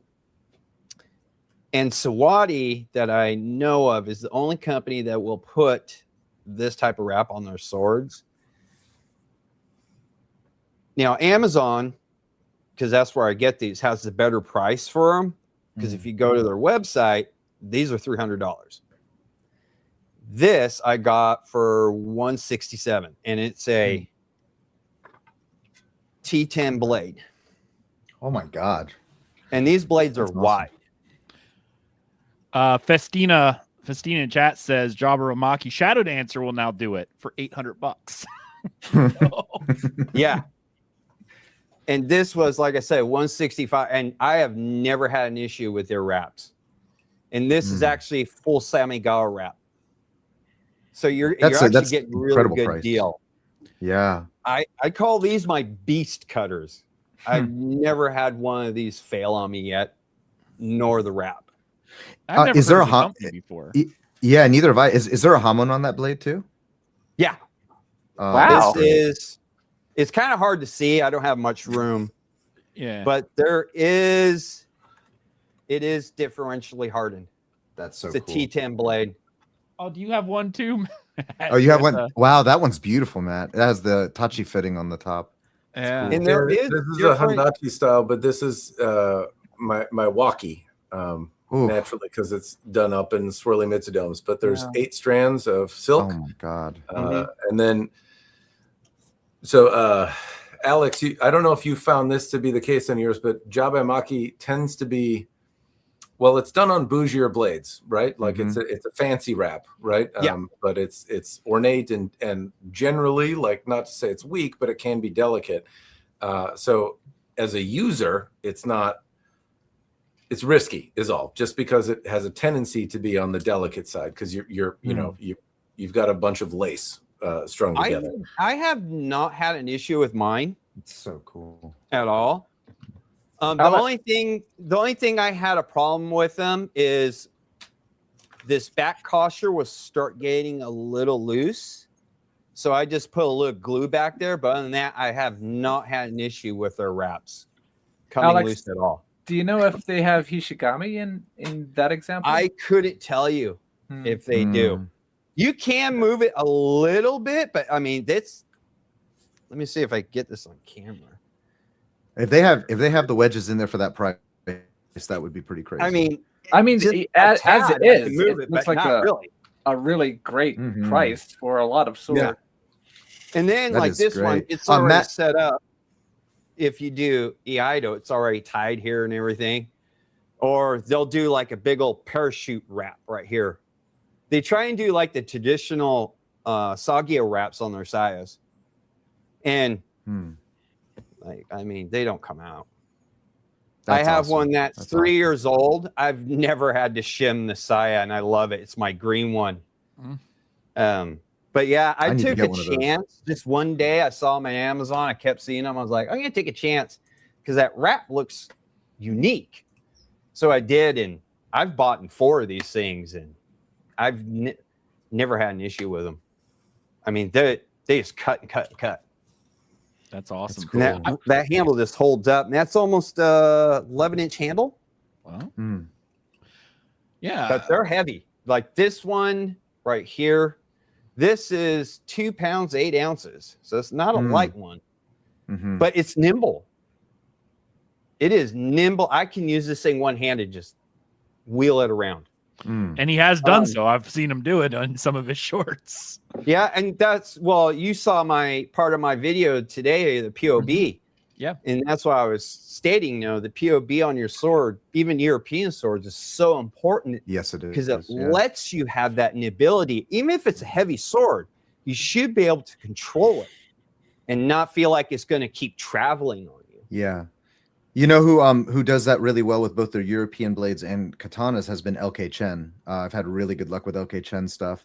And I one of my students now has one of the LK Chen katanas, but some of their like the Balor arms stuff that they make for Cult of Athena, some of one of the swords I didn't really like from them, but most of them he really does get that POB where the modern market's going to want it, which is, of course, livelier. Have you guys all tested anything from LK Chen that you liked, or what do you think? I haven't Kyle. gotten any LKs. Kyle, why don't you jump in here? You're shaking your head. Yeah, I've tested quite a few LK Chen swords, and some of them I like, some of them not really my cup of tea, but they're all very high quality, especially for the price. You can get swords that are very well researched, for one thing. He goes and tries to study the originals. If they're Chinese swords, especially, he studies the originals.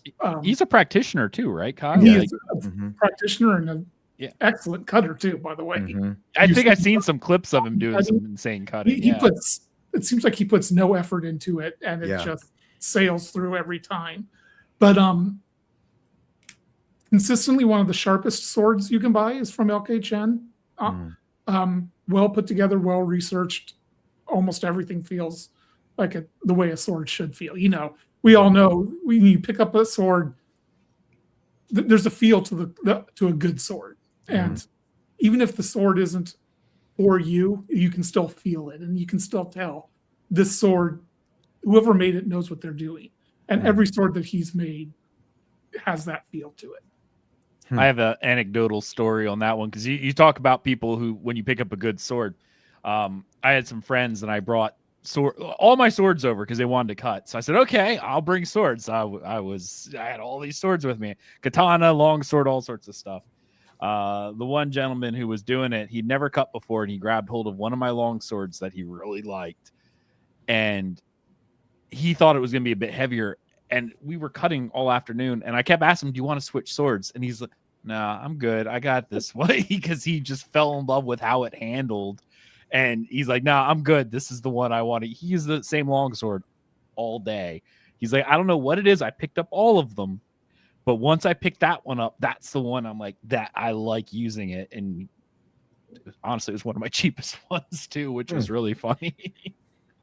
I haven't gotten a chance to see the LK Chen katanas that they offer, but it seems like they're based off historical models. On one hand, they seem rather unremarkable in the katana side of things, kind of subtle and simple, but at the same time, they're likely truer to form in terms of being based off of an original piece, and not necessarily just a kind of the same shape and size that you see out of every sword in Longchuan.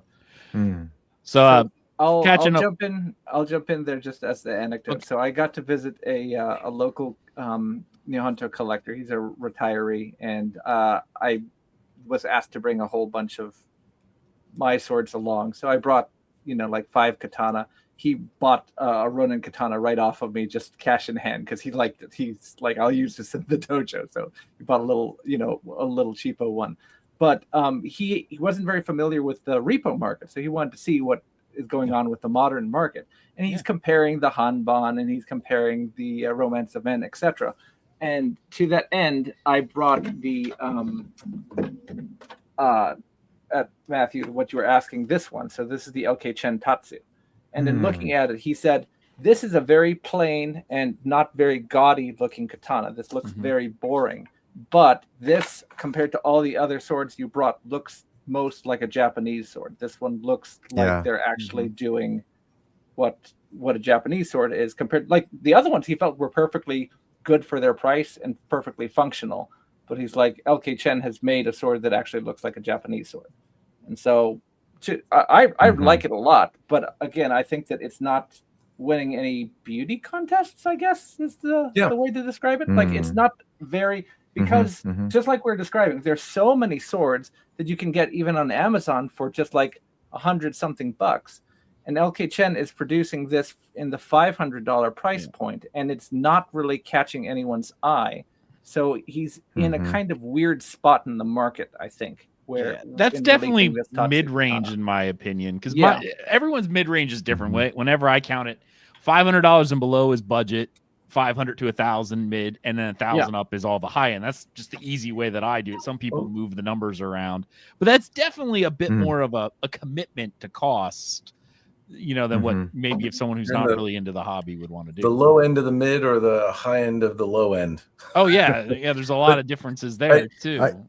I think it makes sense though that LK Chen has predominantly made like really well researched, good replicas based on historical examples of swords that have been generally underrepresented in the market and haven't had that option available, or they've drifted into different types of swords where there are an abundance of reproductions, but they are not well researched. They lack that kind of refinement that LK Chen tends to put in.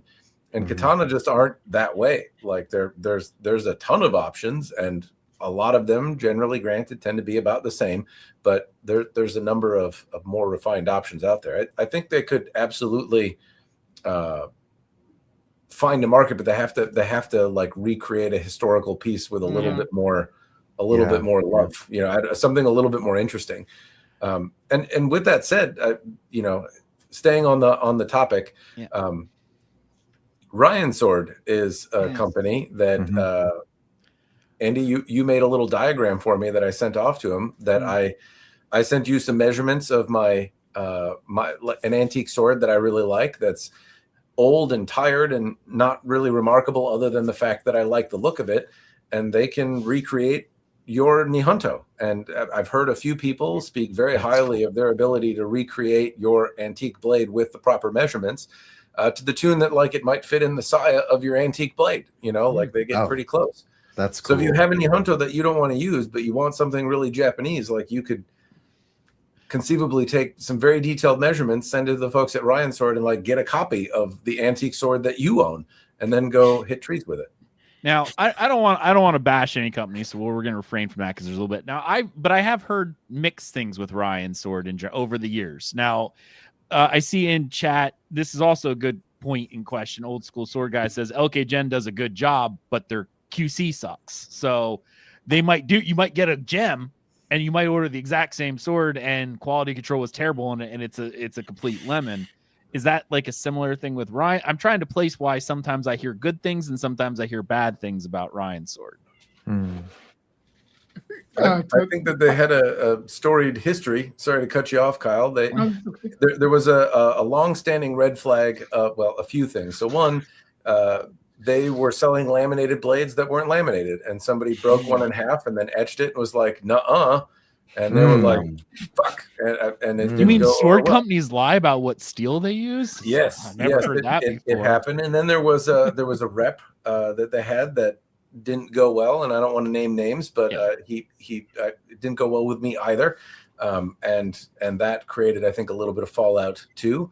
But since then, they, in any direct interaction that I've personally had with them, they've been stand-up good folks, and I've also had the pleasure of talking with a number of people who have actually spent their own money on swords and been very happy with the outcomes and service. So every company fails from time to time, right? Perfect is not what I'm saying they do, but generally speaking, they seem to do right by folks. Good. And again, you always have to take that into a little bit of everything with a little bit of grains of salt, because whenever there's a negative gets like one negative If Albion produced a sword that fell apart in someone's hands, that's all you would ever hear about, not the thousands that they've made. Albion overcame it though. Skull Yeah. chipped a blade, and nobody was Well- like, "Fuck Albion, they suck now." Well, like you everyone saw was what like, Skull was doing. "Yeah, that was with bound to that happen." thing. You know, But you know what I mean? Like, one negative thing is probably going to be blown out way more than 100 positives. That's how humanity works. They drive towards negative. So when I say I hear reports of Ryan's sword having not the best reputation, it very well could just be from 3 very loud people who had a bad experience with them and shout it everywhere they can find, versus the 100 people who are like, I've never had a problem with them. They're fantastic. I don't know what your problem is. We've all had that situation. well, I think the trick with Ryan's sword is there's a lot of folks out there that will take your money and make a good sword, right? Sure. And so why risk it on somebody that's fucked around? Like why take the chance on somebody that lied in the past when you don't have to? So I mean, there's a redemption, and like I'm rooting for somebody to fix their stuff and you know, continue to produce good swords. But I can understand why it would be a cautionary tale. Yeah. What Ryan's sword does that other people don't is make custom swords of crazy dimensions for very cheap. That no one else will do. Without a huge so you price can send tag. them width and thickness and all that kind of stuff, and they nail it, and they do it for a very reasonable amount. This custom sword that I'm, you know, conceivably they could make the sword that I'm asking them to make for like $600, right? Where I give them dimensions and say replicate my Nihonto, maybe add in a bohi because mine doesn't have it and I wish it did, and they can do that and like make it accurate for like $600. That's just not a thing that most companies can or will do. I'm sure Kyle can confirm this with me, because you and I have probably been in the same boat. When I set my thresholds of, you know, budget, mid, and, you know, high end, once you add the word custom in the European side, you're looking at $2,000 and up if you're lucky. Yep. The second so you say true. custom and European, you know, you're playing with the Benjamins here at this point. So for 600, go ahead. That or you're dealing with people who may not deliver. Oh yeah. Or Yeah. may not deliver for 2 years past the 2 years. Yep. We'll stop communicating with you out of nowhere. Say it's done, and then 6 months later, say it's done, and then 6 months later, say it's ready to ship, and then 6 months later. I've been watching Alientude Kyle for a long time, and I will tell you there is more than one video of his. I wouldn't say it would not be an understatement to say probably 5 or more where he goes, yeah, I ordered this back in X year and they ghosted me for 3 years. Now all of a sudden I got it. Dang. Well, he's done a lot of That's unfortunately reviews. just the thing with custom swords in general. I mean, I know the experience might be you've had some, maybe they're more prevalent in the European arms just because of whatever reason, but I've had the same problem in the custom realm with Japanese swords, where I send something off and the commitment is a couple months, and then a couple years later, after hounding every week, the thing is done. So you kind of learn who to work with and who not to, right? Because sometimes that's fine, right? You're in the hunt for the deal. They can make the thing that you want, and you're happy to wait. But like in my case, I found a project sword. I want to finish it and like make content with it, use it, do a thing. Waiting 2 years, like really, when I get it back, I hate it. Like all I see is the frustration of having to call this asshole every week, say, "Where's my shit? I gave you my money and my sword. Give them back then if you're not going to finish." And that's all I see when I look at it after 2 years. And I then like I don't even want it anymore. The joy is gone. Yeah. I was gonna make an age joke going 2 years. I can't even remember what the idea was for the video anymore. Yeah, or like I pre-record stuff and I'll be like, "Hey, I'm sending it off," and then like I look and I'm like, "I look so much younger and better. Aging is going so poorly for me. God damn." Okay, man. Okay, yeah, you have to eat every Twinkie you see. You know, like that's anyway. It wouldn't even be bad if they would talk to me. Yes, it's when they ghost you that it becomes a problem. Like I have a falchion that was due 2 or 3 years ago from James Elmsley, and he's been dealing with a lot of health issues and personal stuff, but he always makes time to talk to me if I ask for an update, and that goes a long way. So I'm not upset that it's not here. Huge. It doesn't matter to me that I'm still waiting. There was an anecdotal story, again, another one, which honestly Kai, I was mad at you for a little bit because you got it before I did, but the Krieger Armory V4 Sentinel Fetter, I finally got mine. Yep. You were like one of the first people to get it. I'm sitting there going, Dude, I waited so long for that damn thing. I sent 2 different emails. Now, I think they're great guys. Don't get me wrong. I've had some things, and I actually spoke with Sean after this. I speak with Sean Krieger for a while. He's a really great guy, and I understand the issue and whatever. That wasn't the problem I had. The problem I had was I sent an email a year to the date when I ordered it, and it was a very polite email. It was just, when I ordered it, I wanted a wheel pummel and a straight cross, and then later on I went, none of my swords have that, and I'm not used to using a straight cross guard and a wheel pummel. I want scent stopper. I was like, if you haven't started my order yet, please, can you change it up for me? I'll pay the extra. I know there's an up cost. Don't matter. Just let me know. Okay, send it off. 3 months later, nothing. Send another email.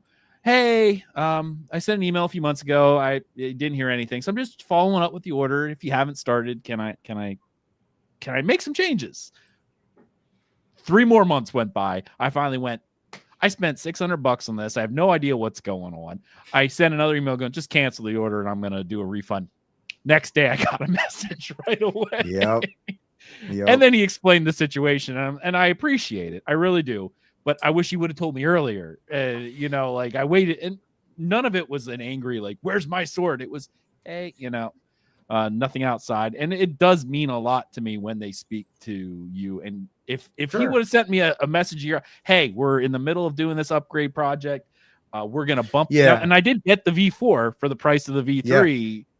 I'm fine with that. He made all the changes that I wanted. Didn't even charge me for it, which was nice. I didn't even realize you had one, but that's exactly what he did to me. Yeah, I love that thing. I fight with that every single week. Beautiful, isn't it? And it's beautiful. Yeah. So the V4 was worth it, but Krieger definitely did not reply to me as well for months and months and months.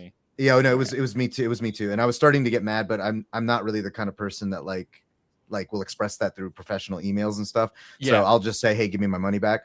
I was about to do that same thing. I didn't even get to say anything. And finally, Sean messaged me back and he was like, hey, man, we are like going from the V3 to the V4. I was like, what the hell is a V4? And he was like, it's way prettier. And I was like, cool. I'm down with that. Yep. Just do it. And I like pretty. Yeah, I was I like pretty it's sword. Pretty. I got to do a review on it yet. Sean's waiting on it. Every time I bring it like to fight, people will like literally be like, what is that? I need one of those. It's a gorgeous blade. So I was very happy with the end result, but it is very frustrating.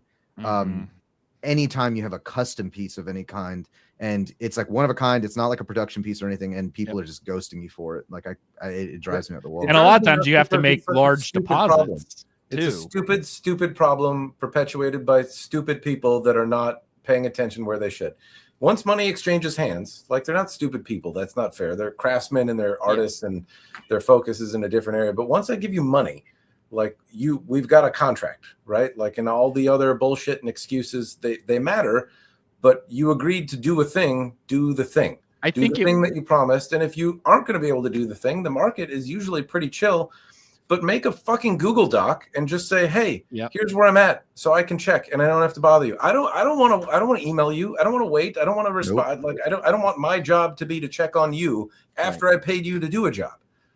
Just do the thing, or tell me why you can't do the thing. And if you can't do the thing, be prepared to give the money back. That's also not making you whole. Like, if you had my money for a year and I don't have a thing and now need to take the chore of going and finding the thing again from somebody else, like, just giving me my money back after wasting a year of my time is not making me whole. If I had just taken that $600 or $1,000 and stuck it in something that followed the S&P 500, I would have more than $1,000. Yeah, right. So fuck you for taking a loan for $1,000 for a year. Like, that's not giving me my money back and saying, here you go, is not good. Like, I'm not happy about it. I'm just less angry. I think Kyle. Maybe I'm sensitive about this one. No, it's true, because I think Kyle nailed this way he said it. A lot of craftsmen, and I'm quoting you or paraphrasing you, Kyle. In one of your videos, you talked about how craftsmen think that they're not in the customer service region, that they're craftsmen only and not. But once you're taking orders, there's customer service involved in what you're doing, and you can't separate the two. I paraphrased and butchered it terribly, but Kyle maybe can explain it better. Yeah, no, absolutely. if you're selling something, you have customers and you need to take care of your customers. And basic communication should be part of that. And there's a lot of bad business people, and the craftsmen is what it really comes down to. Is a lot of craftspeople are not really set up to run a business. Right. So there are people who love doing what they're doing. Most of them are phenomenal at doing it.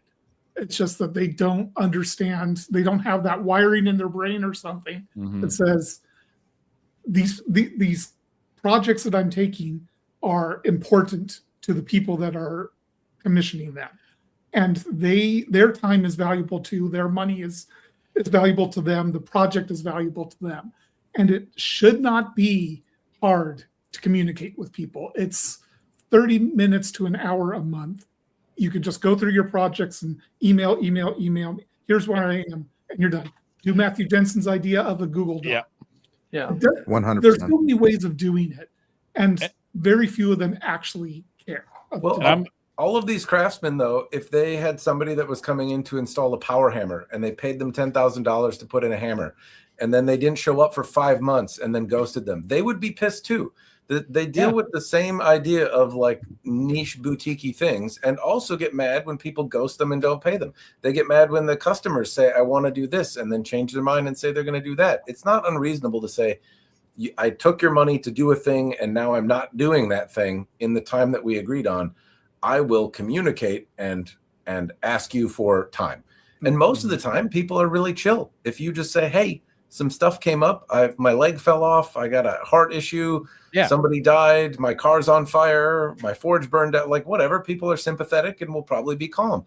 But you have to acknowledge, like, I agreed to do a thing, and it doesn't matter what comes up. It's not the other person. The only person in this scenario whose fault it definitely isn't is the person who gave me money and I made a commitment to. Now, so this isn't all crafters. I will say, I want to highlight this one. Not all. Definitely not all of them. That's why when you find a good one, you treasure them and give them more money and say thank you every time. This is not a sponsored post, but I'm going to throw this out here just because. I got a custom scabbard from Andy Sunda from Hold on, I get it right. Low Valley Leather. Dude, he's like, I went and this is for my Albion Mercenary. It's gorgeous, by the way. That is gorgeous, yeah. I'll do a full video on it sometime in the future. But he's like, I got time in January. Is that when you want to do it?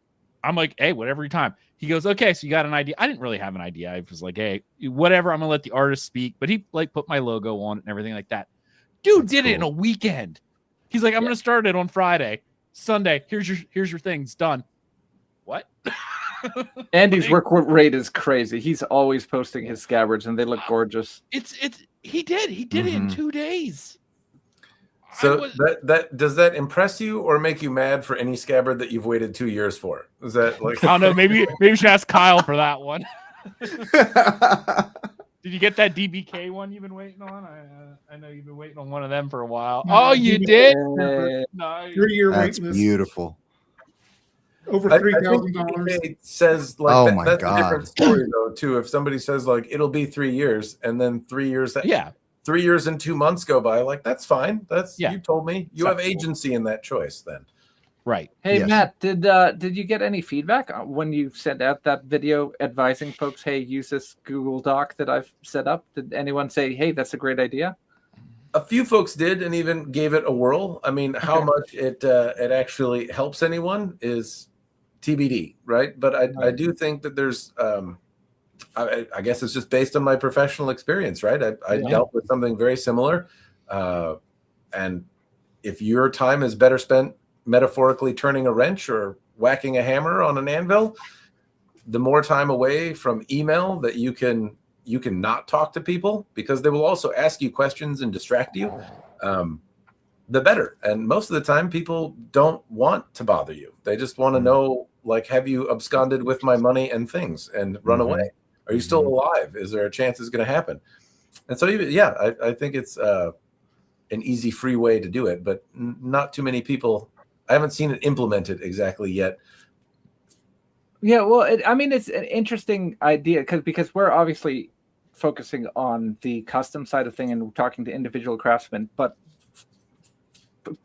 customer facing, your point of contact for people is vitally important to your business model. And if we're talking about overseas operations, everyone likes LK Chen's products, but they're also very easy and approachable and very easy to get in touch with. But there are other companies. You have Huawei, you have the Art of Iron and Fire. They have great products, but it is like pulling your hair out to try and get any information out of them. And sometimes they can be downright hostile to trying to do follow-ups as to where's my sword? You asked too many questions. I'm returning your money. I'm canceling your order. Right it's funny you mentioned that because I've not had any issues with Swordier. I've not had any issues with Shadow Dancer. I didn't mention any of those names. I was I know. It's really funny because I don't know. Maybe because I do reviews. I don't know. But Alex emails me whenever I email him. Single day. Again, Alex is another fantastic. pretty good one. Enrique from Romance of Men seems to be pretty good. But there's definitely a couple actors that there's a few to be almost offended that they have to communicate to you. Huawei. Skydro isn't hostile about communications, but they tend to be slow on them, and the delays have been long, at least from what I've heard from folks. And Jackie at Huawei does seem to get irritated if you ask too many questions or too much. He's probably chain smoking out in the back of the Forge, Yeah, well, what are you gonna do? Well, I think they're just like a one-man operation, I think that it's a very small crew, and so you get a flood of emails, and then that's its own separate job. But that's why I like a Google Doc. Like, then don't talk to me, just say, here's your order, here's where it's at, and then update it. Yep. And like you said, make it a public Google Doc. You give them a hidden code number that's only email them separately with the hidden. You don't have to do the Google Doc. I just said that because it was free. Like it doesn't cost you zero money, and then I will leave you alone. But you can make it public too, and like you said, it you can literally your workflow like crazy. You could put a code. This is your code, so you can look it up. So you didn't have to do names. You're not doxing anyone. Here's your number, and you can look at the status of it. I should also note I obviously seem to get a little hostile about that topic because I've had some bad experiences, but I haven't had any bad experiences really lately. They're fortunately in the past. The people that I work with now at most of the companies have been really good. So I should preface I'm not actually mad at anyone today. I'm so mad about the past experiences. This is just a forewarning to keep your act up. Or you might get me mad. Well, because with swords, you're paying like a couple $1,000s for a fucking polish, or like it's $2,000 for a Suba, and then it's like, well, I'll do it in 3 months, and you've got an event or a thing or whatever's going on, and then like you miss it by years. Well, like, come on. Like this is where I could understand Kai's point with the fetter problem that we had. I was a single user who wanted a fetter. He runs a school, and if he doesn't have fetters to do stuff, then you've got issues. I could only imagine being like going to a competition, your fetter breaks, you have to order another one, and then it's bad. What are you gonna do? It's bad, and funny enough, like going back to Swordier, right? So they're one of like the first like factory-sized companies. I got like small factory-sized companies we started working with. And Alex is so forward thinking on business. And I'm not saying this because he sends me stuff. Like a lot of, companies send me stuff. And I like his communication frequency. I email him, and the next day he emails me, and his answer is always, yeah, we can do that. Yeah, we can do that. And so we started designing our own swords with them in mind, specifically to outfit the school.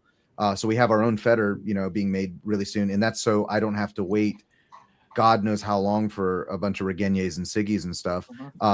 Did you make that one? Did you design this is the one that I helped them design. Yes. Oh my God, that's beautiful. Yeah, it's their SWM. I saw it on the site. 1030. Yeah, this is if you watch the introduction video, they mentioned me on there that I was the one helping design. I want that sword. That looks cool. It looks so cool.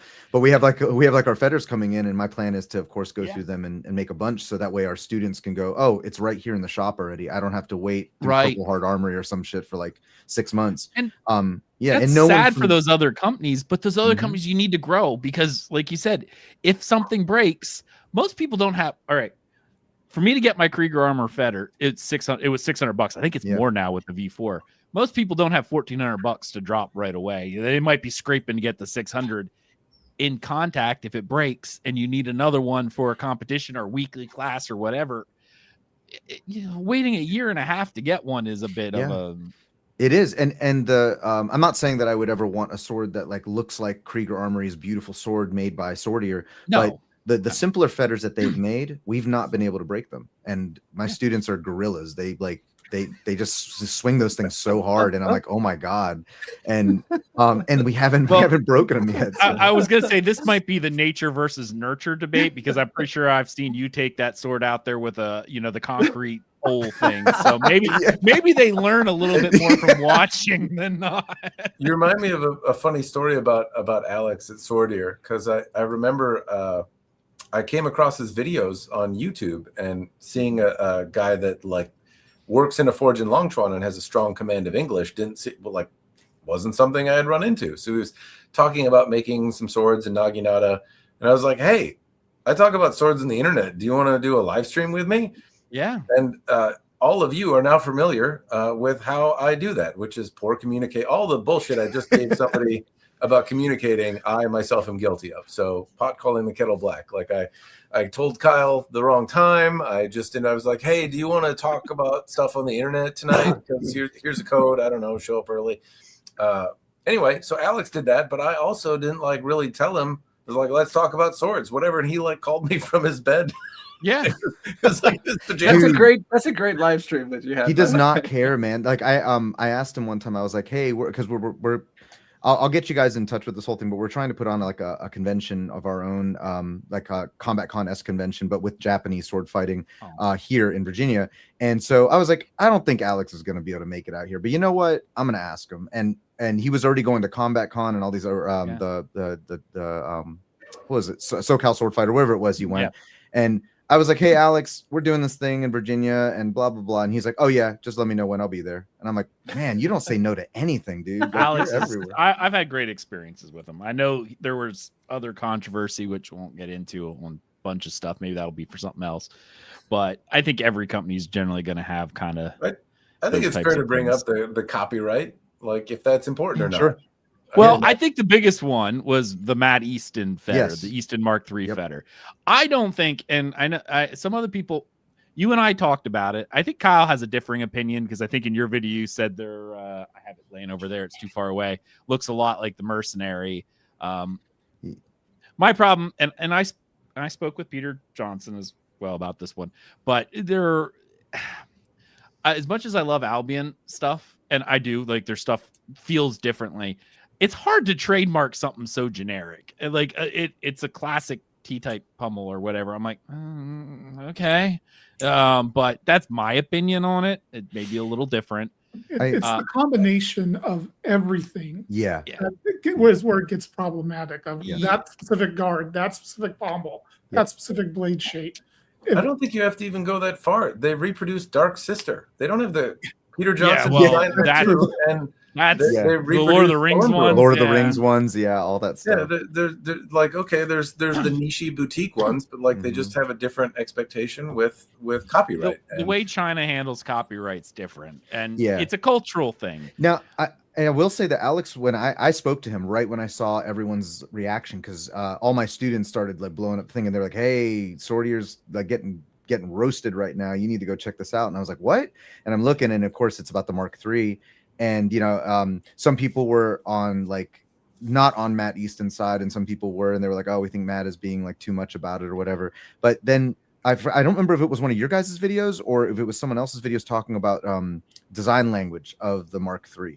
And they were saying it's too close to the design language. The combination of these things is definitely not an invention of Matt Easton's, but like each of those parts.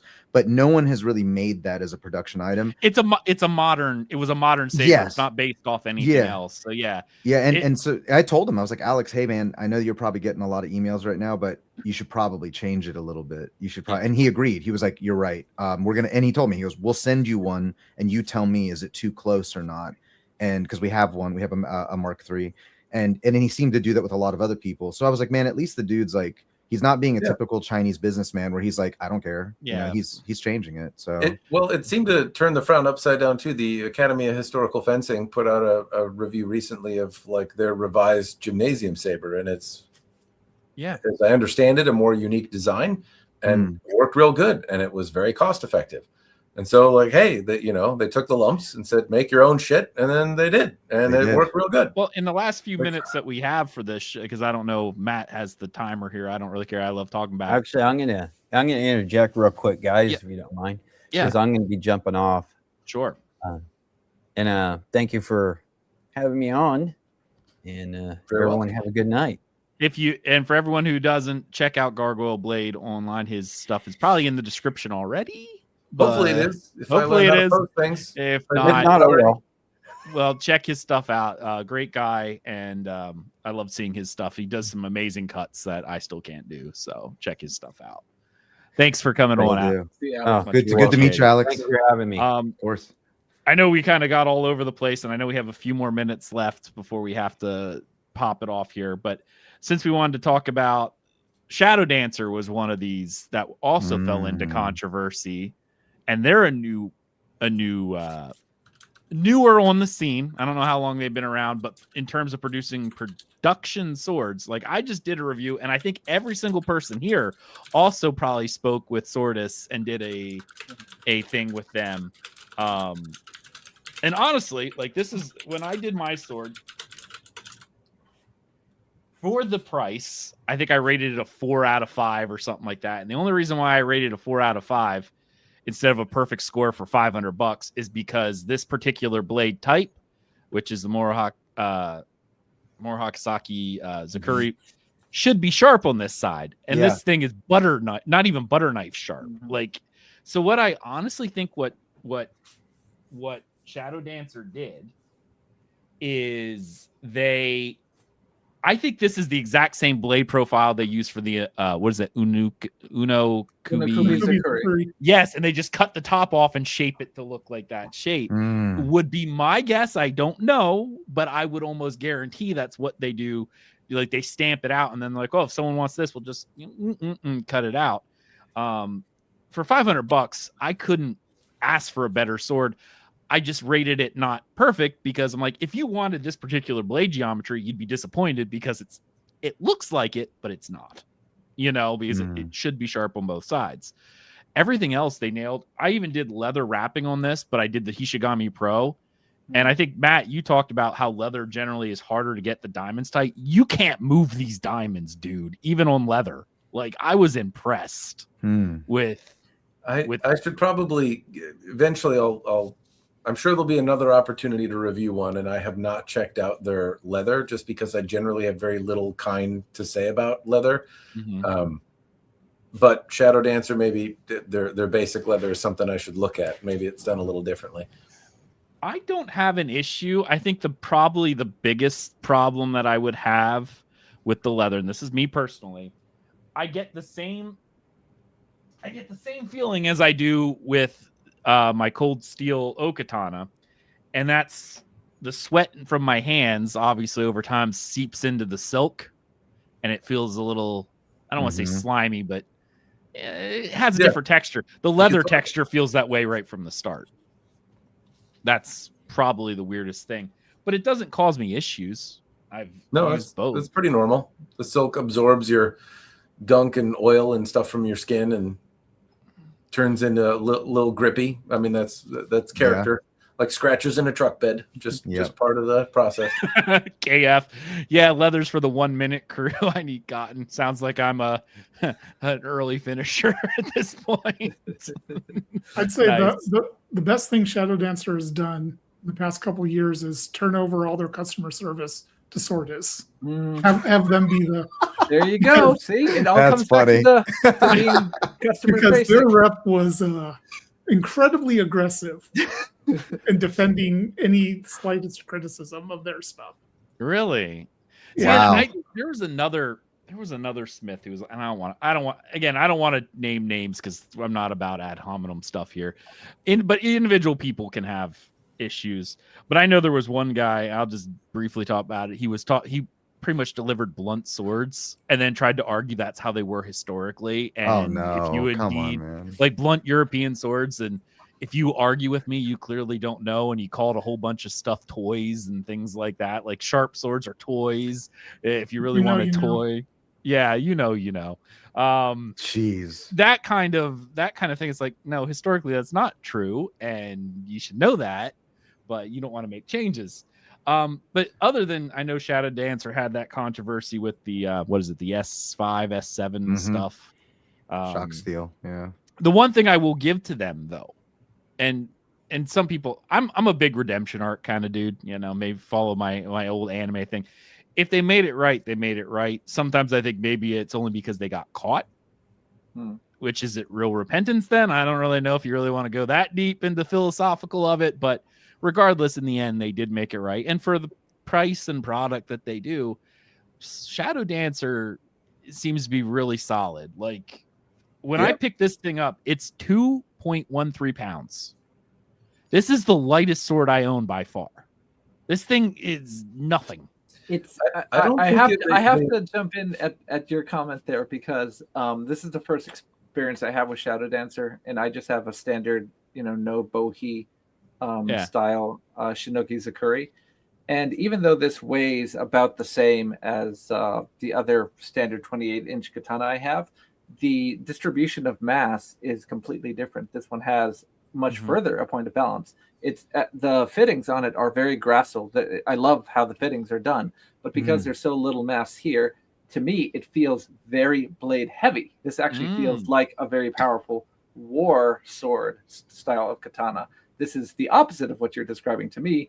This feels not unagile, but this feels very choppy and the opposite of some of the other swords. Like I have some of this really long Wu Dao from LK Chen that's got a much longer blade, but this feels much more maneuverable in the hand than this by comparison.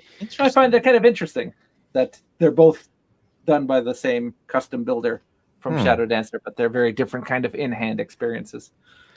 I wanted to showcase this. This is kind of going full circle at this point.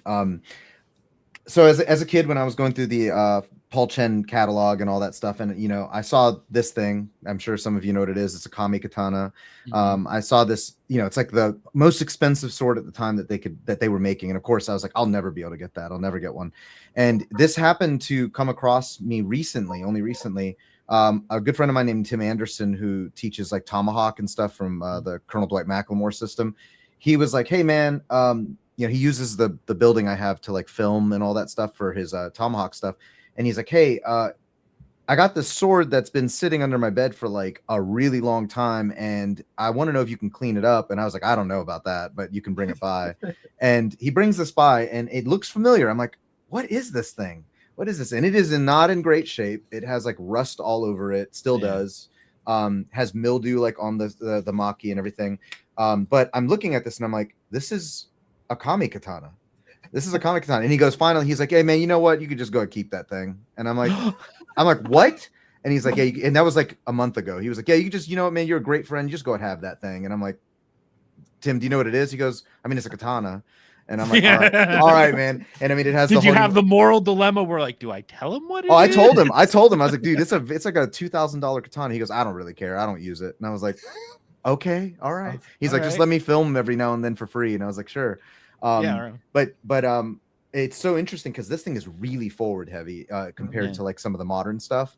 So I don't know much about it. I know that back in the day, Paul Chen was bragging about the kind of steel it was made of, and I don't know what kind of steel it is now. KC 120. KC, what is it? Is it comparable to modern steel, or like what would you say Yeah, about it's it? a Swedish powder steel. So that was pretty the bee's knees at the time. But when you think that, like at the time, that sword comes out and there just isn't competition for it, right? Yeah. So the Bushido, the Tiger, the Kami came out, and then it wasn't the most expensive. The paper crane was. That was like Tamahagane, and there were very few of them made. But the Kami from like the catalog of things that they had was the kind of the top tier. Made you that was the Halo sword, and they had all the features. Horimono and Bohi and Okasaki and all the things on it. And it was bright and obnoxious looking, right? But the metallurgy was KC 120, and that's Hanwei's the only one I know of that has used it. I don't know how good or I've always found the steel to be kind of mediocre, honestly. Like it bends, not easy, but it's not as rigid as a lot of the, like, I'd rather have something made out of 1095. So yeah. What was the steel that this Bugay one used? Remember, you and I talked about it because I have the so old pine. you got a pre-fire Bugay old pine. So initially, when the old pine was released and the piece katana, they came out in the boutique Hanwei steel. So they were made of HSW 1 or 2, which was a steel that like Frenchy Jin and Paul Chen did something and made, but it's a bespoke steel. And then the fire happened in, I don't know, it's like early aughts, right? Yeah. And they stopped making that steel, or they stopped making as many swords from it, I should say. And so the Bugay stuff switched over to the kind of tried and true KC 120.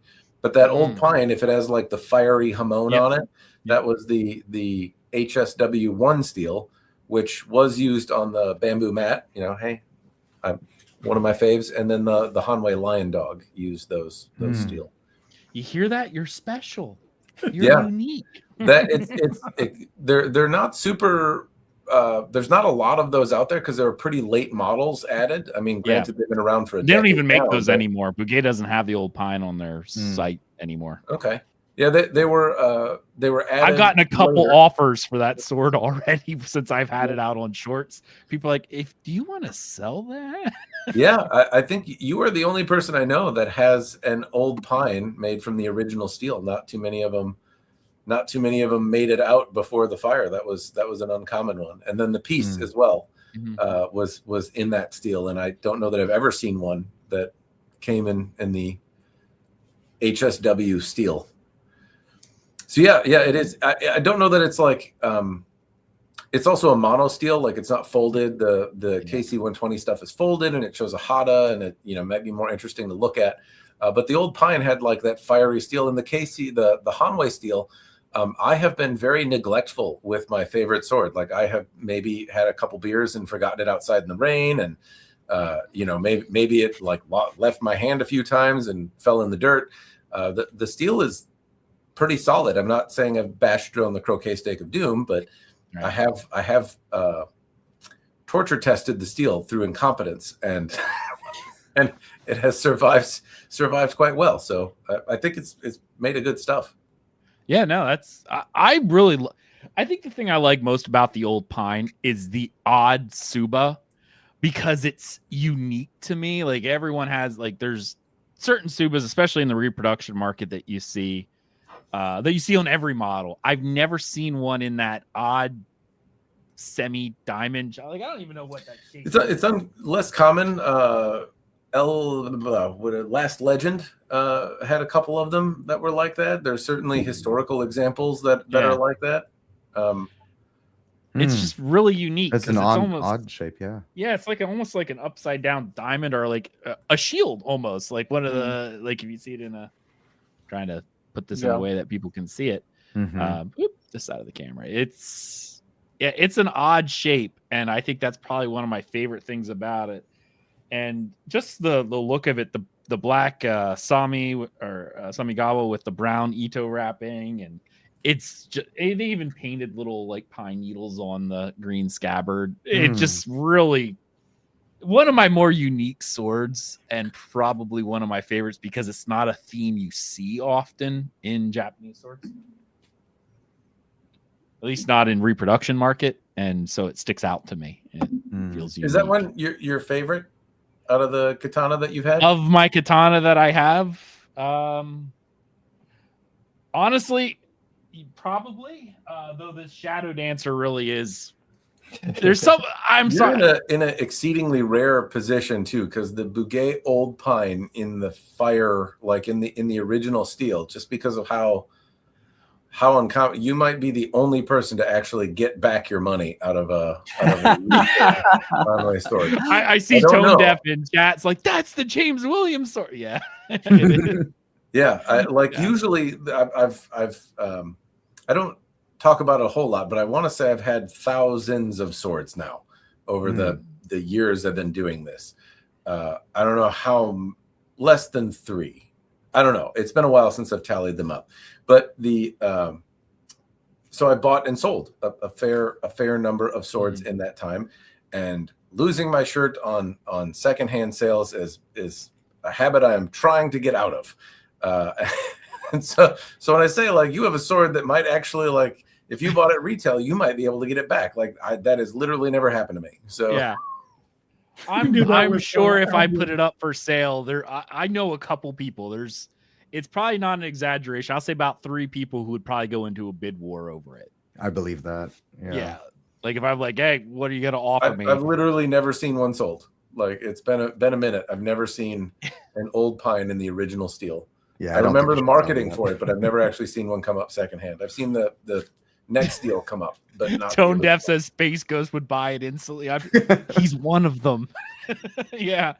He's one of the people who I But think it's would also probably bid. weird because like okay, that if you have some nostalgia boner for Bouquet, makes sense. If like you want it because you want it, I get it. I like swirly Mitsudomes all over everything, and I've paid so much money to have that done in the past. So I'm not digging on it. At the same time, like it's not a wise choice. Like you can get a better source. Yeah.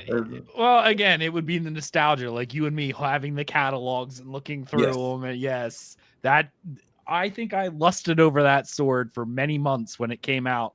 And I argue with myself because at the time, obviously, I was much younger and I wasn't making a ton of money. So the amount of money, I think it's $1,600 or something like that, at the time was a lot for me. And Still is. Well, Oh, I'm yeah. not Those- diminishing. It's not a lot, but But it definitely was more 10 years ago. yeah, 10 years ago, it was, that's like a month's salary, like, am I going to buy it?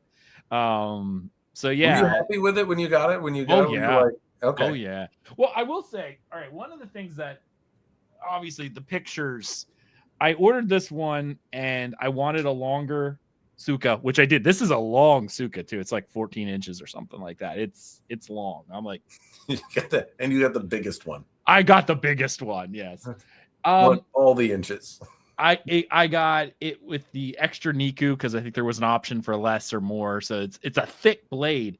But I think the thing that surprised me was how narrow it was. Especially, I think it surprised me like this top half. It's thin.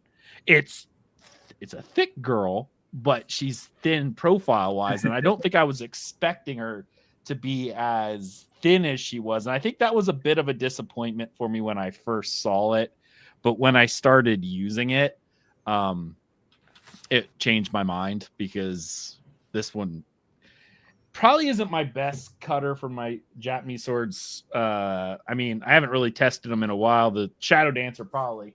The Shobu, though, that I got from Bouquet is probably one of my best cutters just because the geometry makes for, like, it's not even there. It's always my least favorite sword from Bouquet. Like, it just The Shobu? really simple, and I thought that, like, the geometry, I was like, maybe technically, but I don't like it. I'm curious, Kyle, I know you have a lot of European swords. What is and I know you do competition stuff. What is your absolute favorite cutter that you own? Before Kyle yes. answers that, and I am interested in hearing, I'm going to have to exit myself. So I will catch that on the replay. Thanks everyone very much for having me. Make sure on. you check out Andy's channel, The Electric Bye, Swords. Steve. Yes. He does amazing stuff as well. He just did a video a few days ago where he met with some reenactors. And, Yeah. Oh, cool. Who were doing we had a good time Viking doing. era. Technically, they were Normans, so there was a late 10th century kit.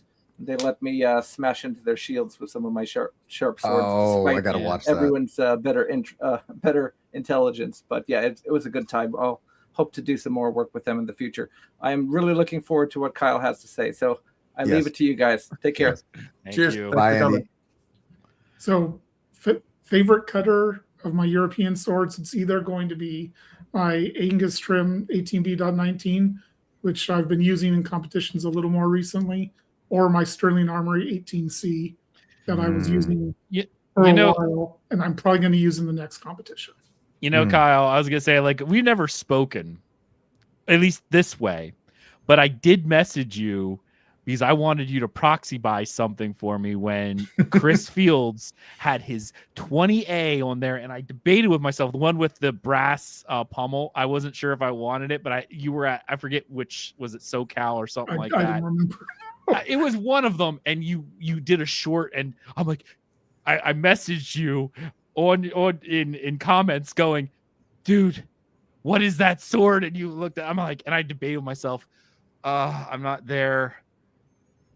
And I know Kyle offers proxy buying, but I don't really like the bronze pommel, but I love everything else about it. But by the time that I convinced myself I wanted it, I messaged back and you're like, yeah, it's sold already. I'm like, oh. Do you have problems like are your better halves unhappy that you spent $1,000 on a chunk of steel? Like is that yes? Just so everyone else funny enough, mine loves it. She thinks it's cool because Cass, she actually wants to get in the competition cutting. So Kyle, I've actually shown her some of your stuff, and she's very shy. She doesn't want to spar. She doesn't want to do HEMA like traditionally. She wants to go to cutting competitions. So she typically uses rock Boo Hurt. Oh my god. She definitely would not.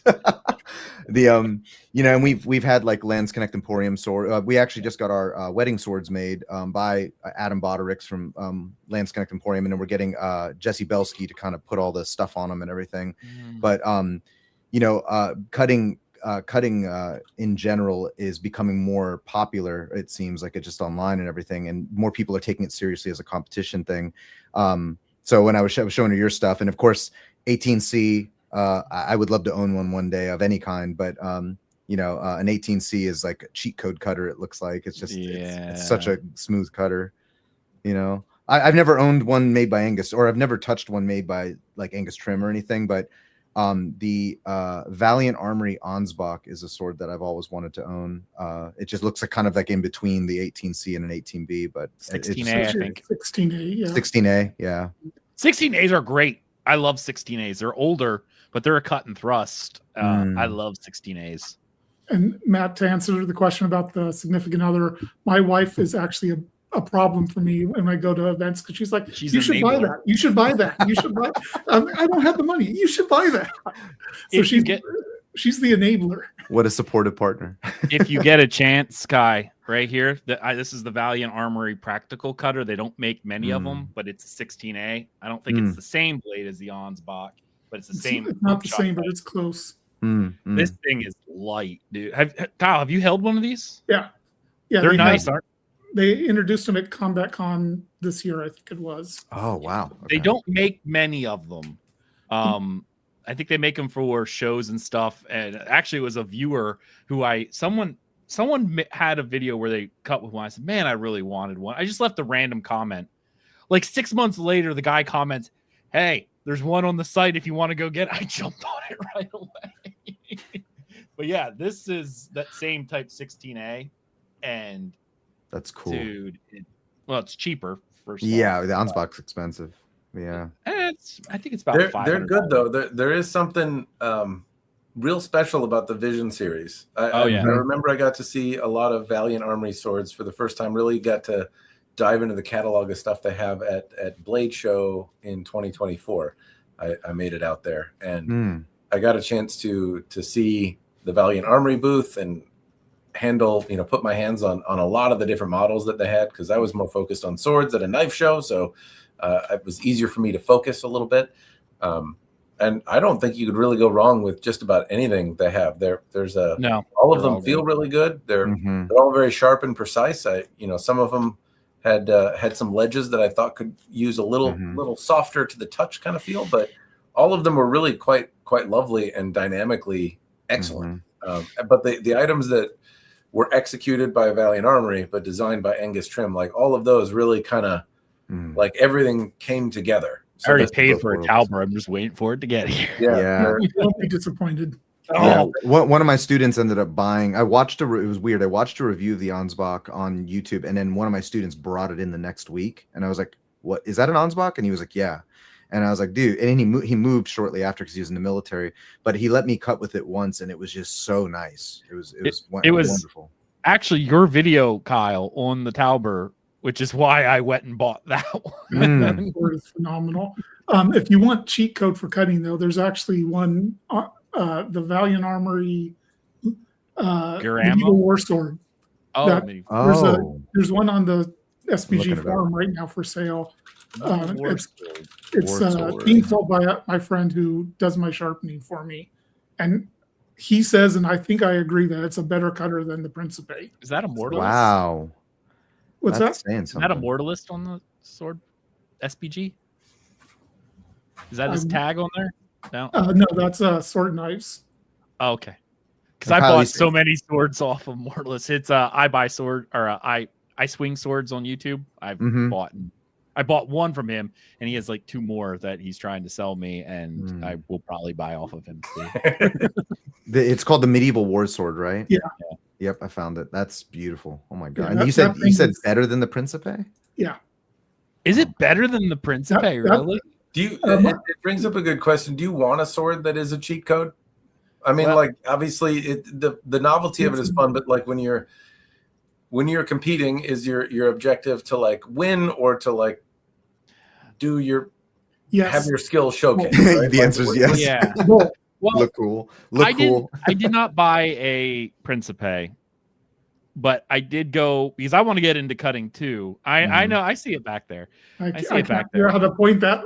Yeah. Yeah. No, I see it back there. I went with the alternative, which most people don't, which is the Viceroy. I bought one of those. I'm obviously waiting for it, but I hear that one is a phenomenal cutter and sort of underrepresented and appreciated. Like almost everyone has said, like on SBG, that the Viceroy is one of their best cutters, like probably just under the Principe from Albion, and hardly anyone gets it. There's a good 3 or 4 people in advanced cutting that use a Viceroy. So So I could including do a RJ McKeon, who's one of the best cutters Yes, in the circuit. and he's using a Viceroy. He was until he had Chris Fields make him kind of his take on the Viceroy style. So now he's using Sterling Armory. So.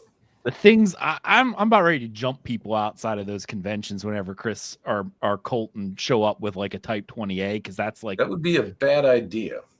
well, I got to get it before they get it out of the scabbard or something. Yeah, I get that, but Type I'm 20, just saying, Type like, 20A. jumping a guy that you know has a bunch of swords seems like, and that probably like coming out of a competition where you actively use them. Worth it. Like, okay, if you want to get over circumcised, have at it. Buddy, I lost but an don't arm know. for this sword. Yeah.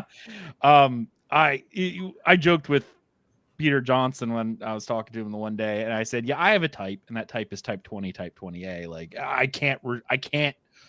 cannot resist when I see one. I'm like, I gotta have it. Like, and that's just that's the typology from Oakshot that just draws me in, and I can't say no to them like ever. We're talking that for me. That's the 18B. 18Bs, Mhm. yeah. Mm-hmm. The silhouettes. I'm a 18. sucker for fullering. You know, like I'm a sucker for full. That's why I like the 20 and 28. They got triple generally. yeah. There's I don't know, like some complex fullering and detail in there tend to get me. But I know you wanted to talk about katana, and we drifted way off. I know we're at the end of the We're show sword here, nerds, but man. We talk about Yeah. whatever. We're like, what? Sir, piece of candy?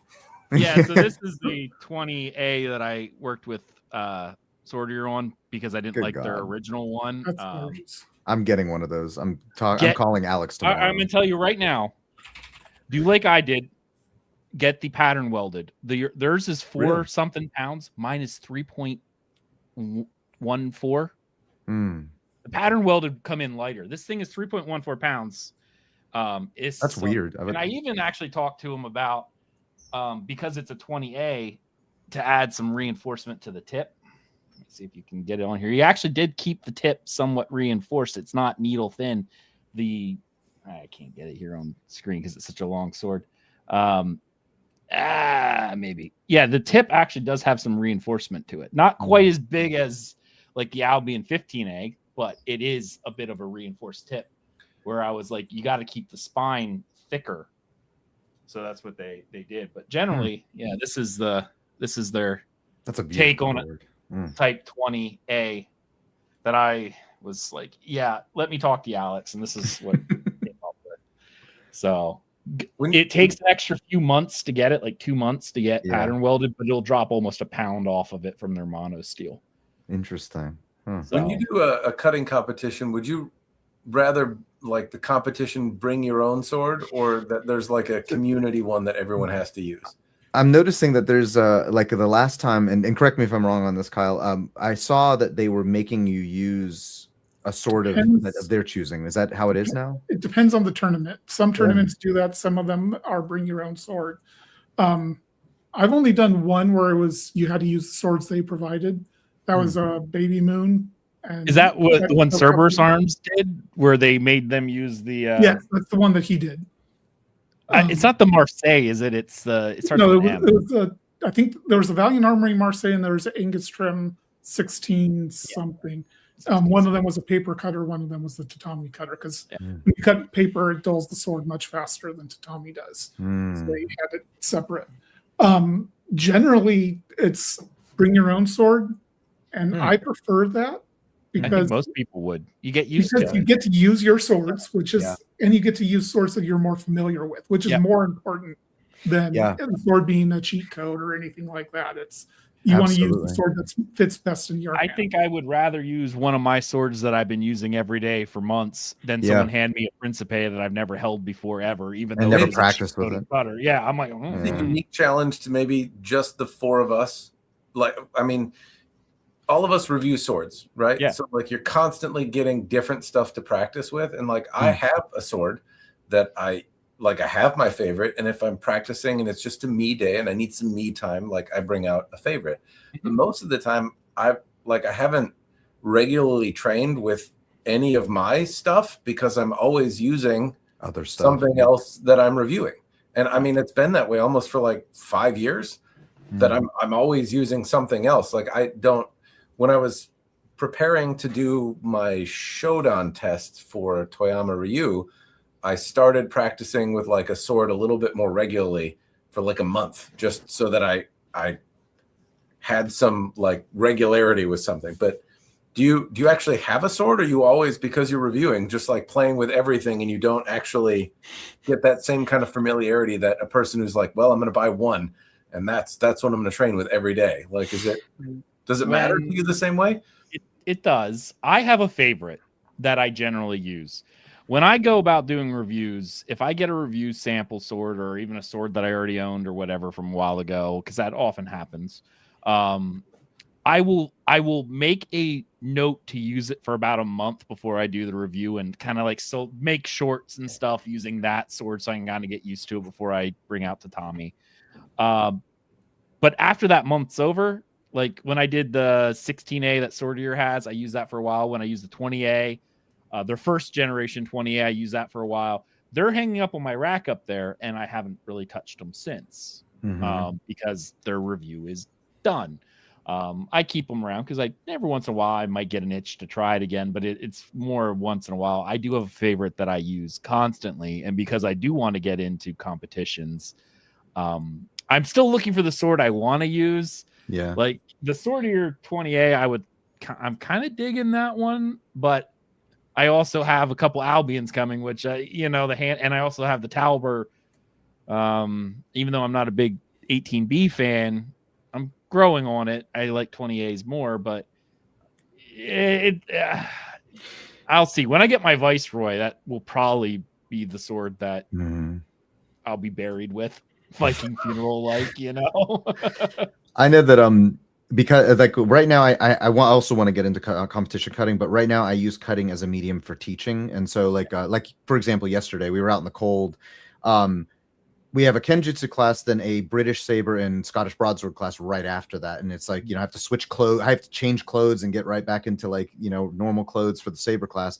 But yesterday I was like, you know what, screw it. We're not doing like theory or sparring. We're going to go cut. So I tell everyone in Discord, bring your sharp swords. We have a bunch at the school. You have to go through like a safety brief and all that stuff. Yeah. And we use bottles, we use bottles to get people edge alignment. And then one of my students brought tatami out, and it was really cool because he was like, sharing it with everybody, and it's expensive. And but unfortunately, because of that, like we have a few antique sabers that we cut with there, and then we have the katanas, and then we have like the long swords. I don't always get to like figure out what my favorite is because we have a lot coming through, and I'm usually teaching instead of like just competing myself. But the one sword, and it's an odd choice because I've had it for like 7 years now, is the Lands Connect Emporium Godfried Messer. And I've never sharpened it, not once. And we've cut everything with it. Yeah, Lance bamboo. Connect Emporium is on another level with Messers. I've heard. Yeah, Like, it's sharp as hell. Now their steel is soft as hell. I don't know. It's like, man, are you using like a period correct steel or something? Because that shit is soft as hell. And we've had a few bend. We not sharp ones. We've had a few like sparring ones bend and chip. But the sharp that I have, it's the most rustic it's most rustically built out of all of them. It looks like a German Messer. You know, it's not like fancy looking. It cuts through literally everything, and even newbies, when I get like new people to do it, right? A lot of times with other swords, with a long sword, you might get a botched cut here or there.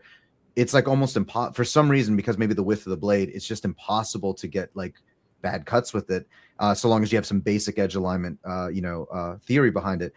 And if I had to do one-handed sword cutting, weirdly enough, that would be it. If I were to do like two-handed katanas, I still cut the best with katanas just because I've been doing it much longer, but I do cut with long swords and stuff too. I haven't gotten a favorite long sword yet, but if I had to choose like one-handed, when I get my Viceroy, I'll bring it down so you can try it. Yes, please. That'd be great. Well, you wouldn't be able to use that Godfrey in pretty much any competition because it's arming sword. Except for Lake Edge Opens. Yes, I was just ready to say Lake Edge Open, Chris. Oh, they would let you use it there? They have an actual Falchion Messer. Oh, but it's really cool because Chris is a practitioner, and he's making the feats based off of some of the techniques that you see in treatises on Falchion. So there's like passing cuts. Lake Edge Open is one of the only competitions on the East Coast too, right? It's in Florida, right? Yeah, it's in Florida, and then there's also Queen's Gambit. Queen's Gambit. Yeah. Okay. Although that cutting got canceled this year because of insurance. But yes, Lakeside Open. I guess they're going to do it every year. Yeah. We're trying to grow our event. Our event we haven't even done yet. We're launching it in October, but we want to eventually have a cutting competition there. We're going to have a Kenjutsu sparring tournament and a HEMA sparring tournament, but cutting is like something that we're trying to get started over here, but you got to go through all the insurance and all that stuff. Yeah. But it's just so many people have asked for it. They're like, man, we would love to have a cutting competition, you know, in Virginia. I'd drive down. Yeah. And it's in a beautiful, like, I'm not trying to sell the event now, but it's in a beautiful, like, nature kind of place. No, I think you should. Yeah. Okay. I don't know, Matt. Is that cool if I just shoot the idea out real quick? You pimping stuff? Yeah, pimp away. Pimp away. All right, guys. It's for cutting competitions. Come on now. All right, so we are doing something called Blades of the Dominion. It's a group of about 4 of us, and we have about 12 instructors, including Jared Kirby from Combat Con and a few other people. They're going to come down. Purple Heart Armory has stated they're interested. Ocado Armory, Swordier, all of them. But essentially, it is a naturey kind of retreat with archery, Ren Fair kind of feel to it, but with a HEMA competition involved and a Kenjutsu steel competition. But we have like knife throwers coming. We have a musket guy, archery competition with prizes, all of that. And we're shooting for October. We're going through fundraising stuff right about now-ish. But we're looking to make this like a big thing every single year. We have support from Combat Con guys, and then you mentioned SoCal Sword Fight. I talk with him all the time about it, like how to do it, like the mistakes not to make, all that stuff. But essentially, we're just trying to make kind of that mixture of Ren Fair feel, 3-day event. We have 12 instructors coming in for like guest teaching already, ranging from like tomahawk knife, longsword, rapier, all that stuff.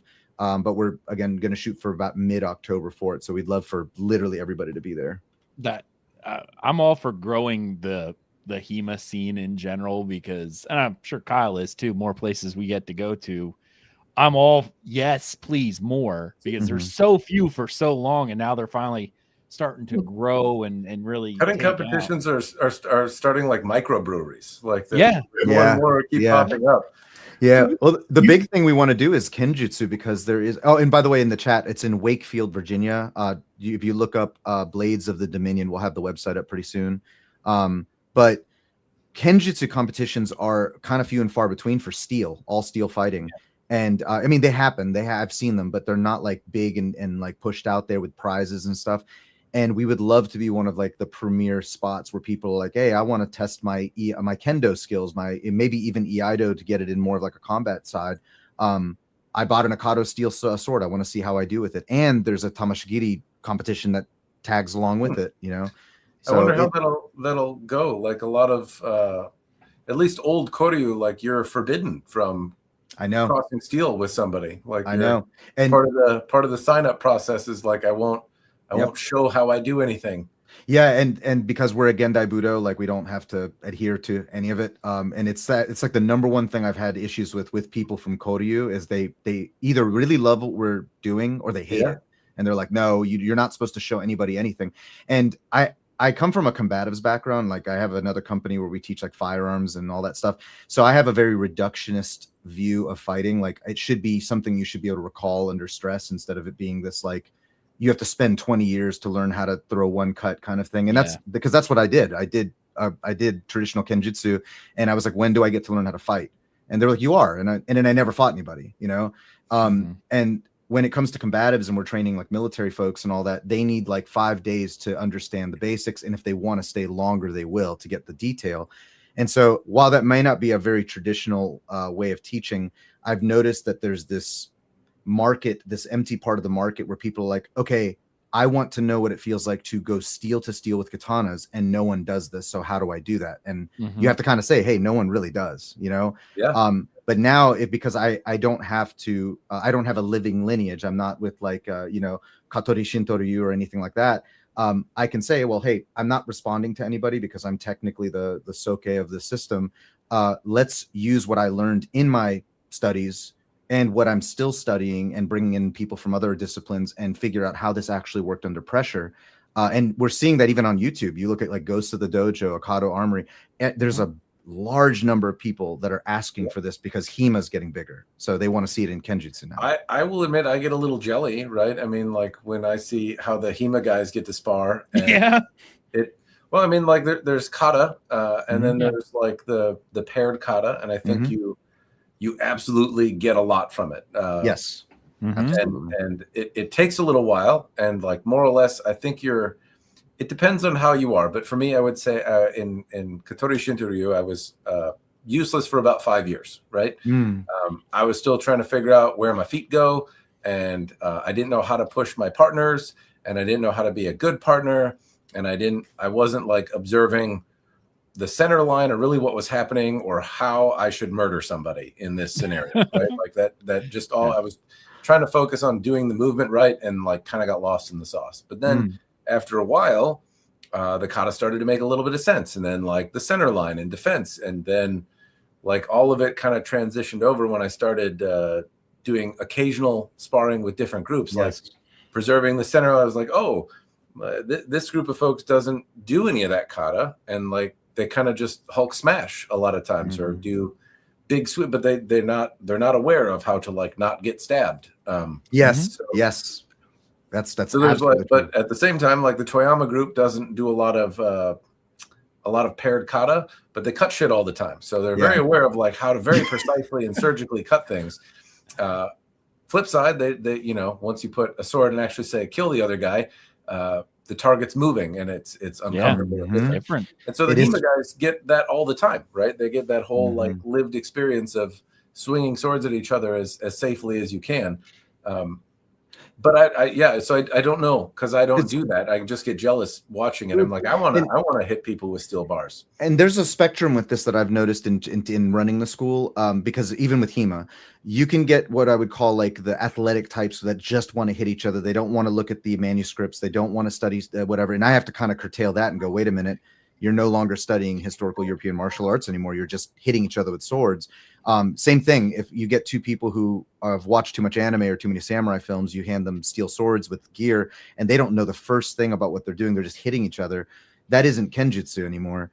But what I noticed though, like when we designed our own katas, I wanted to design katas that reflected actual, what we know of samurai combat. And it was most likely not very prolonged. It was very, very short, you know, and just from the things I've read about, like a duel happening very quickly with against two samurai. So I shortened all of our katas based on the katas I learned. And then we do a thing like what we call technical sparring, where we will put the katas under pressure, but you can't do anything outside of those katas, but you can actually hit each other. You can hit each other very hard with the gear on, using the shinogi, using everything. And then we kind of unleash it and go, okay, you have the footwork, you have the hanmei, you have everything that you're looking at. Now we're going to do it at where you're open. You can do whatever you want in open sparring. Yeah. And then you combine that with cutting. Weirdly enough, I was giving this lecture yesterday. The moment you allow people to start cutting, their fighting completely changes. And there are a lot of people in the HEMA scene and in the Kenjutsu scene that think cutting's a useless discipline. They're like, just don't worry about that. Just hit each other. And I realized that when you show someone how little force is needed with a sharp, well-made sword to cut through something, they stop overswinging. They stop using treating it like a baseball bat. They actually will, move to the side and just cut what they need to. And so we found that cutting is a very important part of a complete swordsmanship education. Absolutely. There was a YouTube series I used to love, Academia. They're Polish. I'm sure everyone knows them. Yeah. But they did the plays and guards of the sword, like when they Fiore. went through. Yep. Yeah, Mhm. Fiore. Mm-hmm. You said about how short fights last. The guys are showing how quickly you can disarm and get somebody one mess up. Most duels probably ended in that first move, I agree. And that's Ontek. Ontek's the best longsword and saber fighter in the world who runs that school. He's number one, isn't he, on the HEMA scorecard? Yep, he's crazy. But yeah, I believe not all duels were prolonged or not prolonged, but I forgot. I think it was Anthony Cummings or something. He was like reading an excerpt from something, and he was saying like how an observed duel between two samurai was like literally over in two moves, maybe, and at least in that instance. And after we spar, like I spar all the time, and sometimes it happens. Sometimes you're just like boom, boom, and you're like, whoa, what happened? I don't even know who got hit. So I can imagine that probably happened at some point between samurai, Real quick on cutting competitions, check out Historical Integrated Longsword Triathlon had their initial one in Virginia last year. What is it called again, Kyle? HILT, Historical Integrated Longsword Triathlon, by KDF is the club. KDF, really? Oh, okay. I think it was KDF. Yeah, I found it. HILT. FKDF, excuse me. Oh, yeah. I know who they are. Yeah. My friend Kevin Spencer was the one running the cutting. Oh, that's cool. So I think they're planning again this year. So I think more cutting competitions, especially, and I know all of you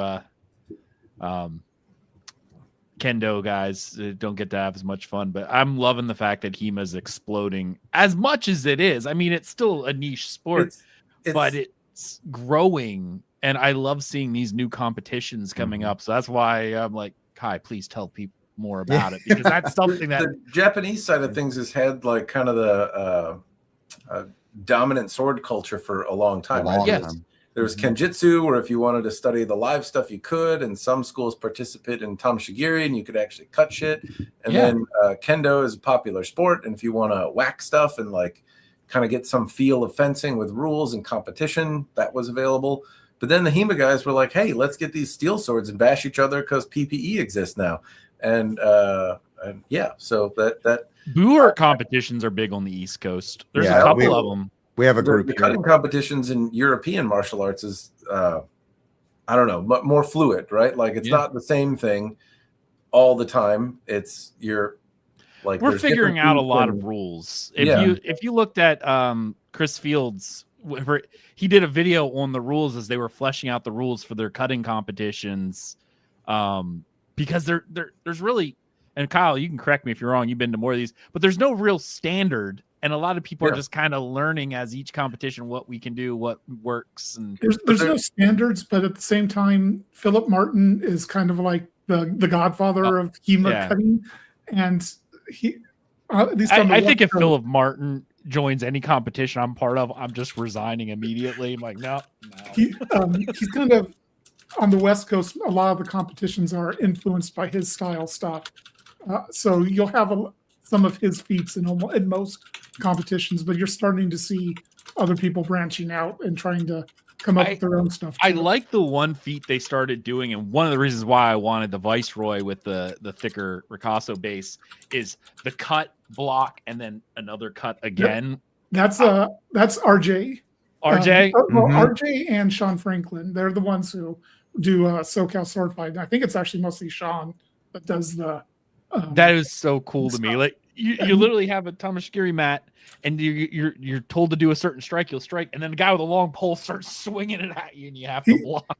He swings it pretty gently. It's not. Pretty I want to gently. try that. I've yet to get to try that one yet. It's such I a have cool to concept. advance far enough into Well, the competition to be able to. All of that seems like fun because it's different in the Japan. Exactly. Not that I participate in the cutting competitions with Japanese stuff. I'm somewhat loath to travel to them. So, but they have like team cutting, and a lot of the stuff seems relatively consistent, right? Like you're at certain levels, you're doing the same, like Rokudan Giri, you're doing 6 cuts, and there's a clear definition of what you're trying to do, and it's similar year to year. You're going for a 45-degree angle. They should be spaced this much if the stand tips this much or that much, or you're like, all of the stuff is pretty structured, and it's hard to do, certainly, because it requires a finesse, but it also, I don't know, it pulls me away from like the fencing, the swordsmanship side of things, because it's a straw mat that doesn't move or fight back. And so when I see the HEMA competitions where it's like, hey, you'll know what the rules are, probably when you get here. There's no preparation. That seems more fancy. The one time that they set it up on like an animatronic moving thing and you had to chase it around, I understand it maybe got a little dangerous and we got too close to Skynet there. But still, I thought like that idea is kind of fun. Like if they start saying like, hey, this is a cavalry saber, we got one of those bikes from the 1800s with the big wheel. You're going to ride it down a hill and swing away. Like I'd be like, all right, man. Like the HEMA guys are bringing some flavor back into the cutting events. They seem really cool. Hey, you got yourself a super chat for Kai. Guy, you want to answer that? Yeah. So I'm a little familiar with Jigen Ryu. I mean, I've never studied Jigen Ryu or Tenin Rishin Ryu, but I know what they are. Jigen Ryu is a as far as I understand, it's a pre-Sengoku era Ryu, and they're a very strange discipline because they use if you ever watched their I don't know what you would call it, they strike a big huge bundle of sticks with like a very weird looking bokuto, but and they scream really loud. And so when I saw it, I was like, man, I don't know what that is, if it's a traditional dance or whatever. But the reports from like the Battle of Sekigahara and all these other battles where I believe they were present, guys who studied it, they were using longer weapons, like I guess you would call it an okatana or something close to a nodachi, I don't know, but longer than a typical katana, or a tachi, I guess. And their focus was on like hyper aggressive forward movement. And so they sit in like Hasonokamai a lot, and then they hit from either side and they'll just keep moving and moving. And they were originally in armored combat, like for Yoroi, and it differs from like the post Sengoku era, like going into like the Edo period and stuff. It's like an artifact from an older time, from what I can tell.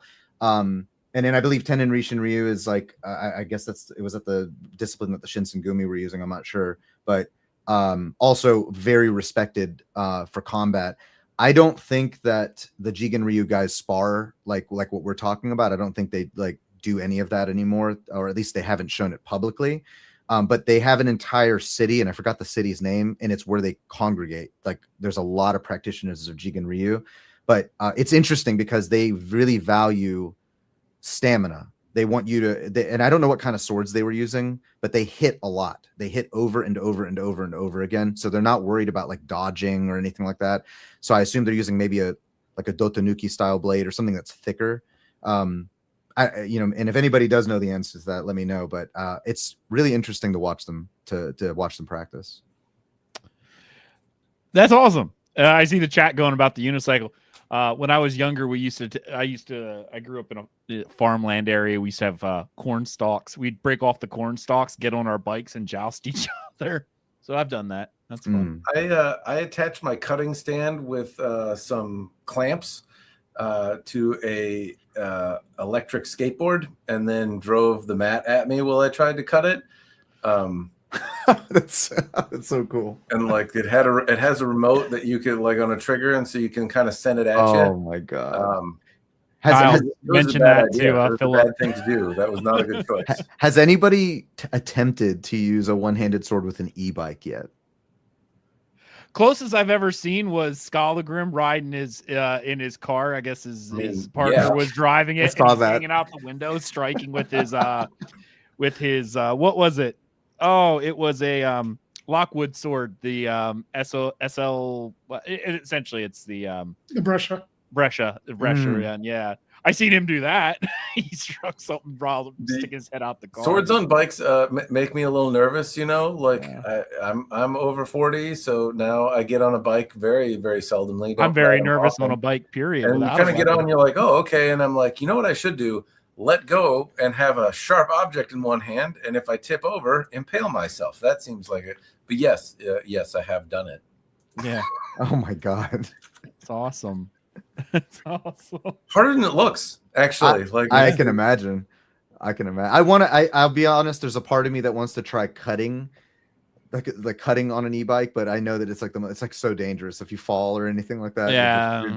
you're done, you know. But there's just a part of it that's just I want to swing by and hit a tatami mat, you know, while going by. But I don't think I'll ever do it. I just think it would be cool. Maybe for YouTube. Who knows? I mean, you know, you gotta do it for the likes. That's how it goes. I have not the skateboard did not go as well as I had hoped because I forgot that like it goes out of range and then like it moves really fast and then you have to go get it and like it runs into a wall and then with the tatami stand on it, it weighs like 800 pounds. So it was that was a bad choice. I should not do that. I should not have done that. You need to hook up with Jason Kingsley. I like the idea of like the animatronic thing that you can kind of control though. Like a moving target, I think adds a degree of flair. Yeah. Or if there was a way to like safely have something that was swinging back at you. I'm not sure how to do that because even with the like pole coming at you, if you're not prepared, like the reverse side of your sword is going to lodge itself in your skull, right? So it's pretty dangerous to hit you while you're holding a sharp sword. You know what might be a way to go, and this is just my like cracked out brain thinking about it. You know, I don't know if you've ever seen them, but there are these animatronic boxing things that have like the multiple limbs, and it's like I think Boss Rutan was like taught, you know, selling it or whatever, but it has like pads that you would strike with a boxing glove. But if you retrofitted that with like something that was safe to strike the sword, like a PVC pipe or something, you put on HEMA gear, so like you have a full helmet on, and then you have a target, and it like strikes, you block, and then you hit. I'm wondering if something like that can be rigged up. I don't know. Again, you're encouraging Skynet. It's going to start medieval. We didn't expect it to go that way, but we've given. I'm kind of for it though at this point, dude. know? I think, and if anything, if nobody, what am I going to do with all these swords I have? If no one adopts it, box. you know, you can make a great YouTube video out of it. So yeah, that's. I do think it like, but even just the variety there, I like the idea of the target that fights back though somehow. Yeah. At the same time, it becomes incredibly dangerous when you're holding a sharp sword to like distract somebody and you know potentially throw a surprise attack. It's not. It can be a very poor idea. Yeah. So I'm not sure how logistically that would work out. Because like even when I saw the same footage from the competition where they were striking with the pole, defend and cut, and Kyle, you mentioned it, they weren't really swinging for the fences. It looked like that, but I mean, I'm sure while you've been test cutting, you've gone out there and like something didn't go as expected, and you're like, oh, I still have my legs, okay, like everything's fine, you know, we're good. But that's when you're cutting a stationary object. I've had targets. I remember I had a Hanwei Shinto katana that I was testing, and it had been freshly sharpened, but it was this dainty little whippy, you know, it was a zippy little sword, and I had this. What must have been like a 6 or 8 inch thick piece of rolled newspaper that had been soaking. And that stuff tends to, after it dries out, kind of cut like a tree a little bit. Like it becomes it can turn into paper mache or it can just turn into a log. And it was more in the log state. So I thought I would swing as hard as I could and it would just bury itself an inch or two into the mat. And it zipped right through. And I was like, oh, okay. I was not expecting that. I did not control my swing very much. And that's like I said, just me quasi paying attention. I don't think I was drunk at the time, overswinging and nearly chopping my leg off.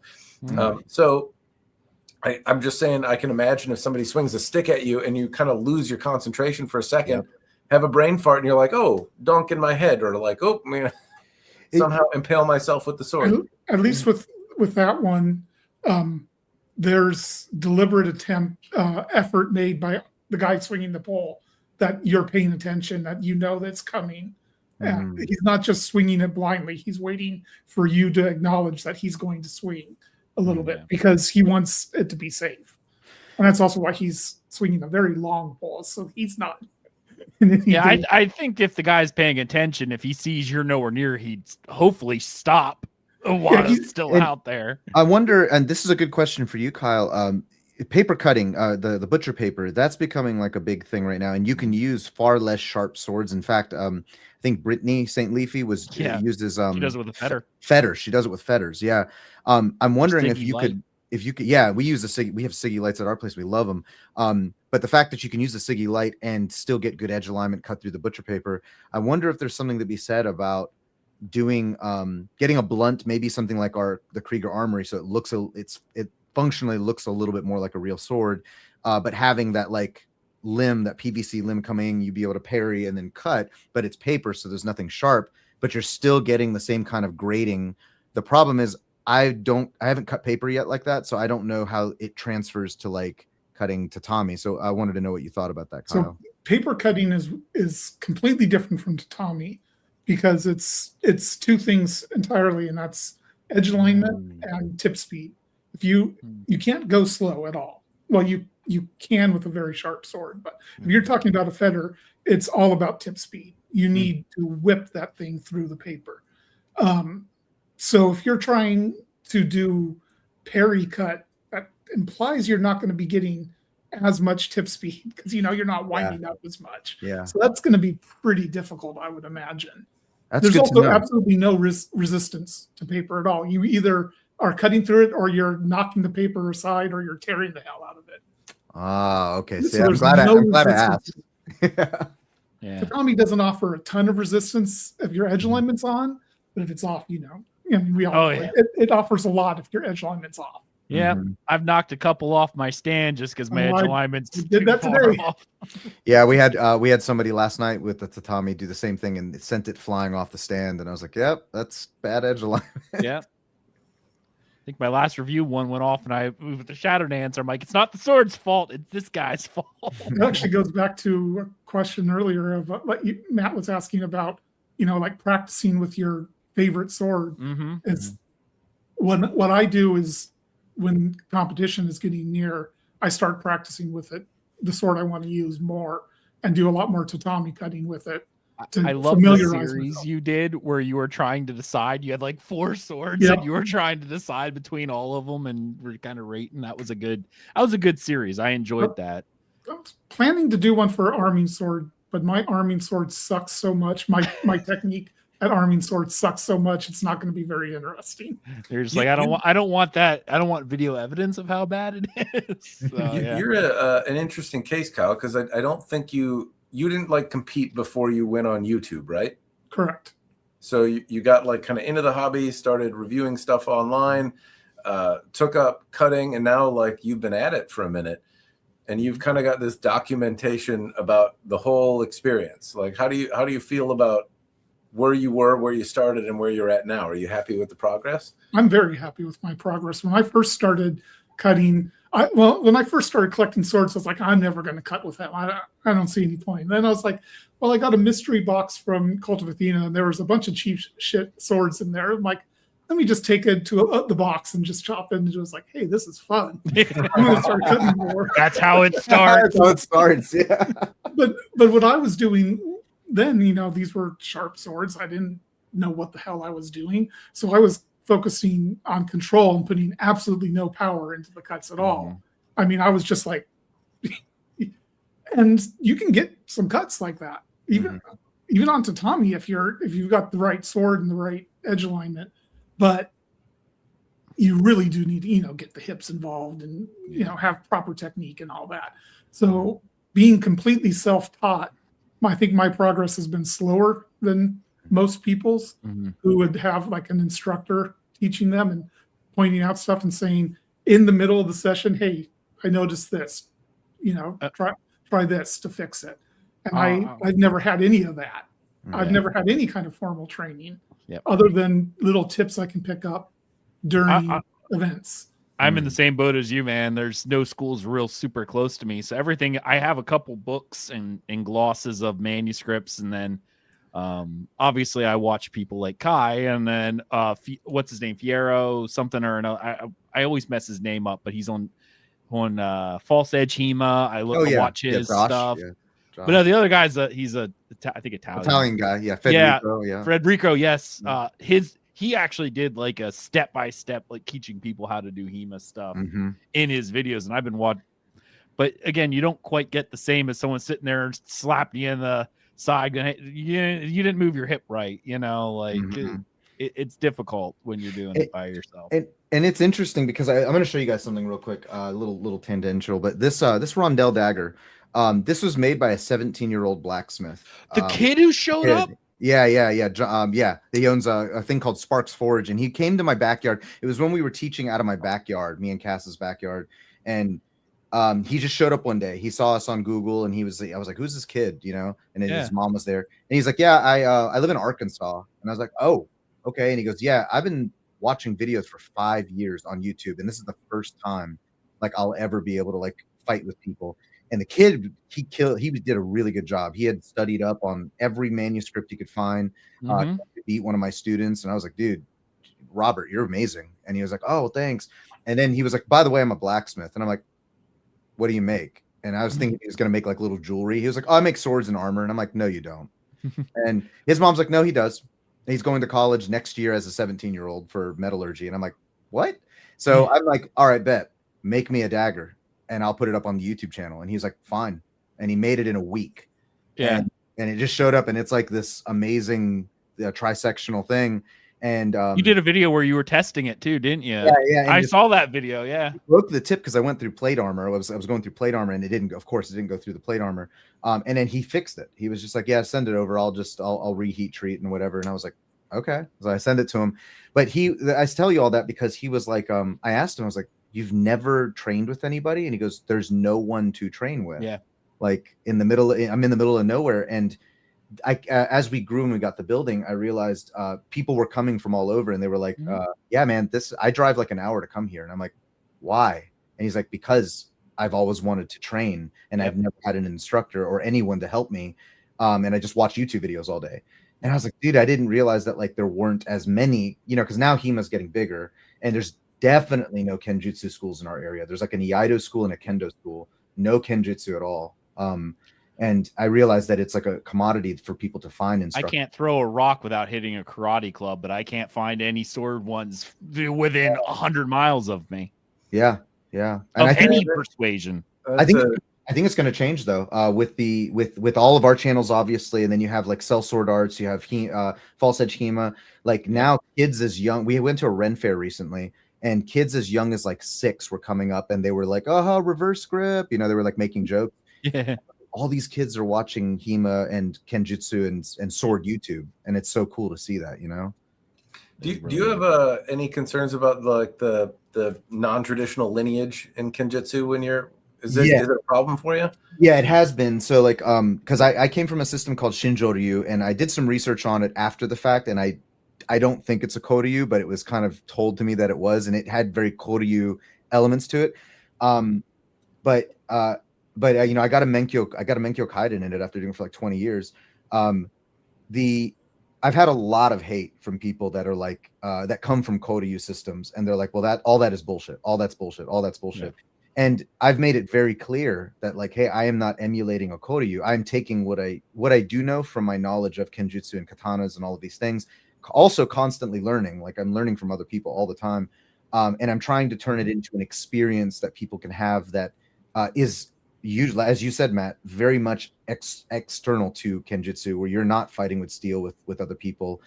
So when I tell people that, for the most part, they're cool. They're like, all right, well, because we have 3 Koryu practitioners in my school that study under me. One of them is Katori Shintoryu, and one of them is from Seki Sensei's school. And so like they're cool with it because I don't pass it off as a 400-year-old martial art. Right. There are still those assholes online that are just like commenting and they're like, all this is fake, this is dumb, this is blah blah blah. And my answer to them is always the same. Like I'm always like, when's the last time you sparred with steel? You tell me. Yeah. And the answer is, oh, we don't do that. It's unsafe. We don't do that, And like again, it's a differentiation between the arts, but it's a good question because when I first started it, I was terrified, like to even say anything about it. Why do you think MMA got so big? Most of it is a combination of multiple different martial arts in general. So you not have one guy. You generally don't have one guy who only did one thing. He's a little bit of this, a little bit of this, a little bit of this, and whatever the fight requires. Yeah, he pulls in. I can't speak for everyone, but like when I'm doing Katori Shintoryu, I'm not thinking about how I'm going to apply this if somebody breaks into my house, right? I'm kind of focused on not thinking about my emails and getting some calisthenics and exercise in more than, and it's preservation of a traditional art. There's that side of things, which I'm not Japanese. I don't have that lineage. I like the preservation of it is not, it's what I'm kind of signed up to do just by nature of being in the group, but not really my focus. I want to learn how to swing swords around and do cool stuff. MMA is a toolbox thing, right? So it is. And like you can go punch each other in the octagon and like see whose dick is bigger. That's like it's funny. I didn't realize J.G. Elmsley was in here until now. That's insane. And he said that sword martial arts have been about talking shit to other martial arts since the 13th century, and it's totally true. History. I teach combatives, which is even more weaponized than MMA is. It's like you need to absolutely fucking kill somebody who's trying to kill you, and the mindset behind it is completely different. And I'm not trying to put that into kenjutsu, right? Like yes, we want to pressure test and spar, but something I tell our instructors, we have quite a few instructors now, not in kenjutsu yet, but in the HEMA thing. People take that shit so seriously. I get in arguments online and people are like, this, your footwork and blah, blah. And I'm like, dude, I understand, but we're not in a real duel, buddy. Like have you forgotten? Swords are fun. Like they're for enjoyment. Right. And so the number one thing I tell students or instructors for us is I'm like, ask the students at the end of the day, did they have a good time? Are they having a good time playing with swords? Because that is what you are doing. You are playing with swords. You do not need to duel for your honor or for your life anymore. Are we following it historically? That is important to me. Are you getting a good workout out of it? Is everyone safe? No one lost an eye, no one lost a finger. And at the end of the day, are you enjoying yourself and do you feel better than when you first walked in? And if the answer is yes, then my job is done, your job is done, and everyone is happy. And I've noticed, and I won't name other organizations, but I've been to other schools where you have that Cobra Kai mentality for pretend swords, right? For playing with swords. Yeah. And they have 5 students that they've had for the last 10 years. And I'm not saying that I have the most students ever. I don't. But every time I walk in, there's new faces that are smiling and they're like, dude, I've always wanted to pick up a katana and just like whatever. And that's the same feeling I get when I go into RVA Katana and I pick up a sword. And I kind of want to pass that feeling that we're all talking about to students. So not to go off too much on a tangent, I'm sorry, but like the whole Koryu versus like Gendai Budo thing. I was very insecure about it 2-3 years ago when I started Shin Moritsuryu. And it took me a while for me to talk to people in Koryu that were like, bro, we love what you're doing. It's cool because you're not saying it's one thing that it isn't. You're not passing it off as like, whatever ninja, traditional, whatever it is. It's what it is. And so that's made me feel better. I think it's important to add the historical aspect solely for the point that when you learn something from the historical aspect, these are people who are using it in combat.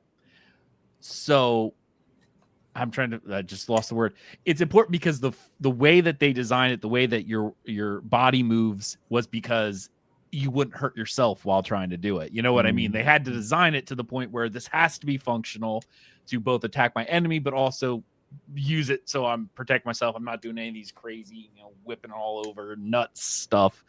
It was meant to, I'm not going to throw my shoulder out while swinging this sword because this is the ergonomic way to swing a sword where, my body mechanics are aligned. Those were things that were taught historically because it worked in the time period. So carrying that forward now, even with a modern approach, is fine. It's just keeping that in mind. It's like, hey, these guys train with these swords because this was a life and death thing.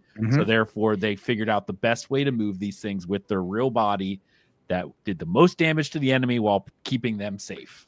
And the mentality behind combat training, I actually plan on doing a video on this. I sometimes have to question my methodology of teaching HEMA because I sometimes mix in the mentality that I teach for like firearms training or edge weapons defense or anything. And it's like a kill or be killed kind of thing. I'm never aggressive with anyone, but sometimes I'm like, oh, what is the most practical way to do this? And sometimes I won't skip over any like manuscript stuff. I'll still like show what Lichtenauer says or whatever, but I usually will go, okay, what biomechanically will get you to do this the quickest? And I noticed that when I go to other HEMA schools, that's not done because they want to adhere very closely to the way that Fiore teaches it or speaks about it, the way that Lichtenauer speaks about it. And so I have to question myself. I'm like, hey, am I like fucking this whole thing up? Like I got to make sure I don't like take, like for example, I taught a women's self-defense class today, and I don't really want her to spend 10 years with me, even though maybe that's more business savvy. I don't know. I want her to walk away in 4 hours and be able to defend herself with at least something small and have a combat mindset that she's like, I'm going to fuck you up if you touch my kids. With longsword, it's like, okay, they have to learn how to do a Zwerkau. How do I get you to do that as somebody who has never done this before in the shortest amount of time?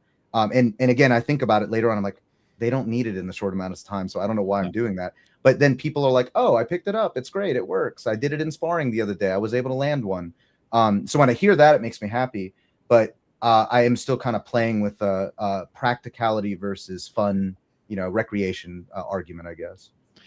There's a lot of that also depends on the philosophy of the fight master, the person running the school. Some of them want to stick just to what the books and the treatises say. Some of them want to use what they've learned from growing up with karate or jujitsu or whatever, and learn from you meld those to learn what works best for them. It's all the physiology of our bodies hasn't changed in ever, really. So I've gotten rounder. You know what I mean. The point being, and since HEMA is not a living art, it's being reconstructed. Experimental archaeology is the term I've heard for it. Yeah, I've heard that too. It's all influenced by what people already know and what they've learned in other techniques. So even if they say they're going strictly by the books, the books are not that specific. That's very true. Yeah, and a lot of them are cryptic as hell. Honestly, Lichtenauer's like the that. kettle. It's like, what the heck are you talking about here, bud? That's right. And where does the flour come in? I don't get it. Some of it is, they were trying to keep secrets, and the books were for the people that are already part of their guild. Some of it could just be trolling, Yes. Oh yeah. Medieval trolling. Yeah.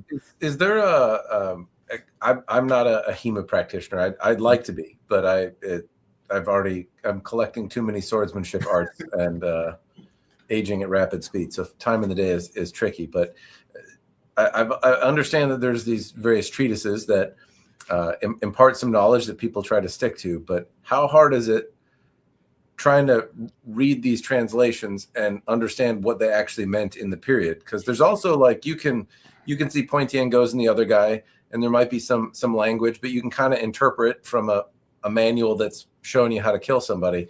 But when they're explaining it, they're using language that like meant something in the period, but probably mean like we would interpret it different now. How hard is it to kind of actually get to what they meant? That is a very loaded question. I was going to say, I've done a lot of study, not from the sword side, but this idea of looking at older languages and trying to, when it's related into modern language, it's like, that's not really what they meant. And if you read it that way, it doesn't make sense because language has changed. The way that they meant this is different than a way that we mean it now. And a lot of times when you have people translating and updating language, especially from older periods, you do have that problem. I mean, I have several manuals, and there are times I look at glosses of these things and I'm sitting there going, I see the band on the guy's leg. I know he's supposed to move, but I don't know how they got from frame A to frame B.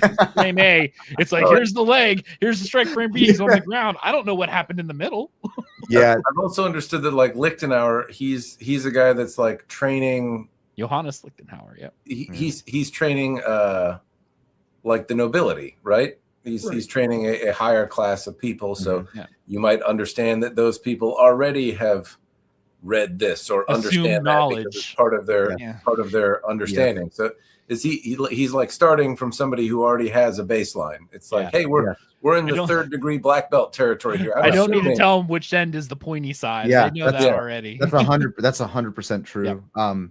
And you can look at other manuals, and it is implied that you're supposed to already have a base knowledge of fencing before even knowing that. And I'm sure Kai can maybe tell me I'm wrong or not. I've noticed, depending on when HEMA itself is weird, because depending on which master you're going to, Lichtenauer versus Meyer versus Fiore versus whatever, they emphasize different things.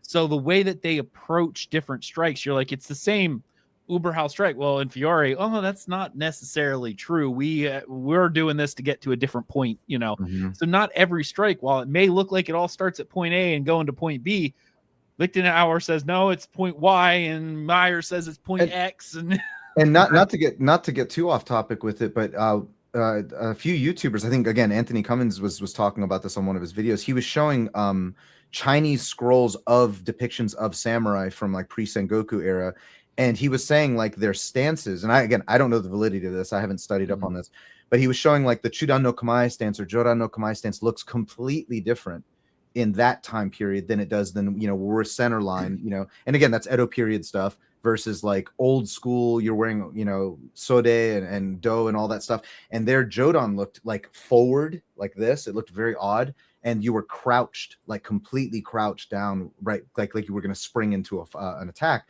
And he was demonstrating all that, and he was getting a lot of hate in the comments from like Kodo, you guys too, but he was talking about how our perception of how to fight now has been telephoned by the different people who head up these different sokes who head up these systems to some degree. Some of them have been well preserved, some of them have been changed, especially from Sengoku to Edo period and then after Edo period. But he was saying like back then the samurai were using this in a specific way because of context, right? Because of the way that they were waging war back then, the kind of swords they were using, pre-Mongol invasion or whenever it might have been.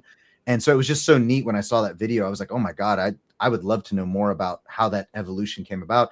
And it also showed me that Kenjutsu, as rigid as it is now, because everyone's trying to preserve their Koryu, right? It's like a museum, a living museum. Back then it was changing. You look at the history of Yagyushin Kageryu, like how that changed. He actually got if you want to call it, the contract with the shogunate. From what I read, it was because when the Tokugawa shogunate looked at it, they were like, "Man, you really like adapt with the time, bro. Like you kind of keep up with warfare. So fuck yeah, I'm gonna give you that contract." And he did, right? He got it. And it was the evolution of going from Kageryu to Shinkageryu to Yagyushin Kageryu, and it was so cool. That kind of stuff happened in HEMA too. Kyle can probably back me up on this. Mid 13th, 14th century sword fighting, especially of like type 15As, which were more armor. You're not half swording an 18B. Like you can, but there's not really a need to. You know what I mean? They're not wearing full plate armor in a lot of cases, especially in the later higher medieval and early Renaissance. So you're not really as concerned with half swording and getting in between gaps and mail. So the way they would have fought in earlier centuries as armor changed isn't necessarily the way they did it in the 10th, 11th, 12th century was very slash focus versus thrust focus because no one was really wearing heavy armor. Well, and there's no manuscript. What I-33 is the first manuscript, and it's sword and buckler, which is what high medieval. That's 17th, 18th century. No, it's like late 1300s, I think. Is it that? Or I'm thinking later. I'm thinking rapier and Mangouche parrying dagger. Yeah. But that's the earliest, and I think that's already nearing the end of the medieval period and getting, you're getting close to the Renaissance at that point. There's hundreds of years of swordsmanship that there's just no record of at all. That's very true. You have some basic knowledge based on iconography when you look back at some, but you can only get so much from the paintings because a lot of that could have been embellished too. So earlier centuries, when you look at iconography and you know all the tapestries to try to learn like what they were doing in the Norman period, you have to kind of judge based. Okay, is this hyperbole, or were they really doing these giant overhead slashes and hacking through people? Artistic license, we don't know. Could be two things. You touched on something kind of interesting a second ago, though, and it's that like each treatise seems to focus on like different things. I mean, that makes sense if you're talking about different systems and different teachers. I have the luxury of having been in like a martial arts system for a real long time, and I've gotten the opportunity to travel to different dojos across the United States that study it and go to different seminars with the various teachers and whatnot. And all of them, even though they're doing the same martial art and like they're under the same head guy who comes around and kind of brings everybody in and make sure you're all buttoning up and flying right? Yeah. But they all focus on doing little things differently and like how the movements make sense historically. And so every teacher, even in the same system, has the like, oh, you can flare this way, or I prefer to bring my feet together here, or I mean, there can be very subtle differences, or there can be some pretty hot takes that kind of change how you would do things. But everyone's body's different. They move differently. They, you're strong in one area and weak in another. And so it makes sense that teachers would focus on even doing what seems like the same motion differently. Yeah, definitely. Because like in the same system that happens to. The problem with HEMA, and these guys can either back me up or tell me I'm full of it.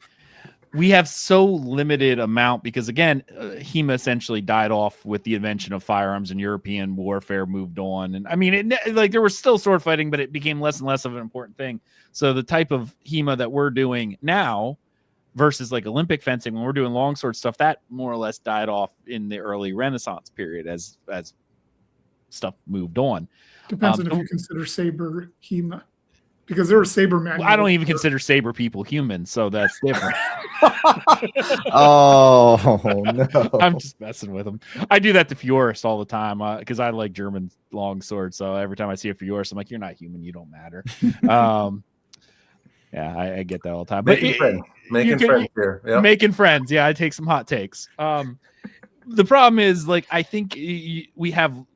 Within the Japanese tradition, or they have that, like you said, living history. People, it was taught by one person, yet there could be more. We don't have that so much, or if we did it, they died off. We only have the manuscripts we have, and there's like a few, like Talhofer and Lichtenauer are similar-ish, because the one built on the other kind of deal.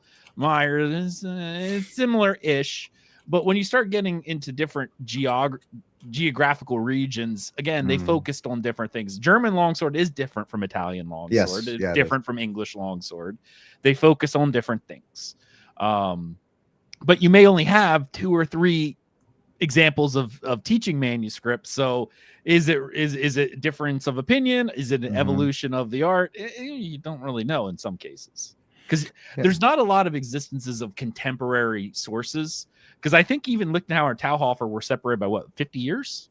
Something like that. Yeah. So it's not even like, oh, well, we have Lichtenauer and then we have Lichtenauer 2 who's down the street. We have that.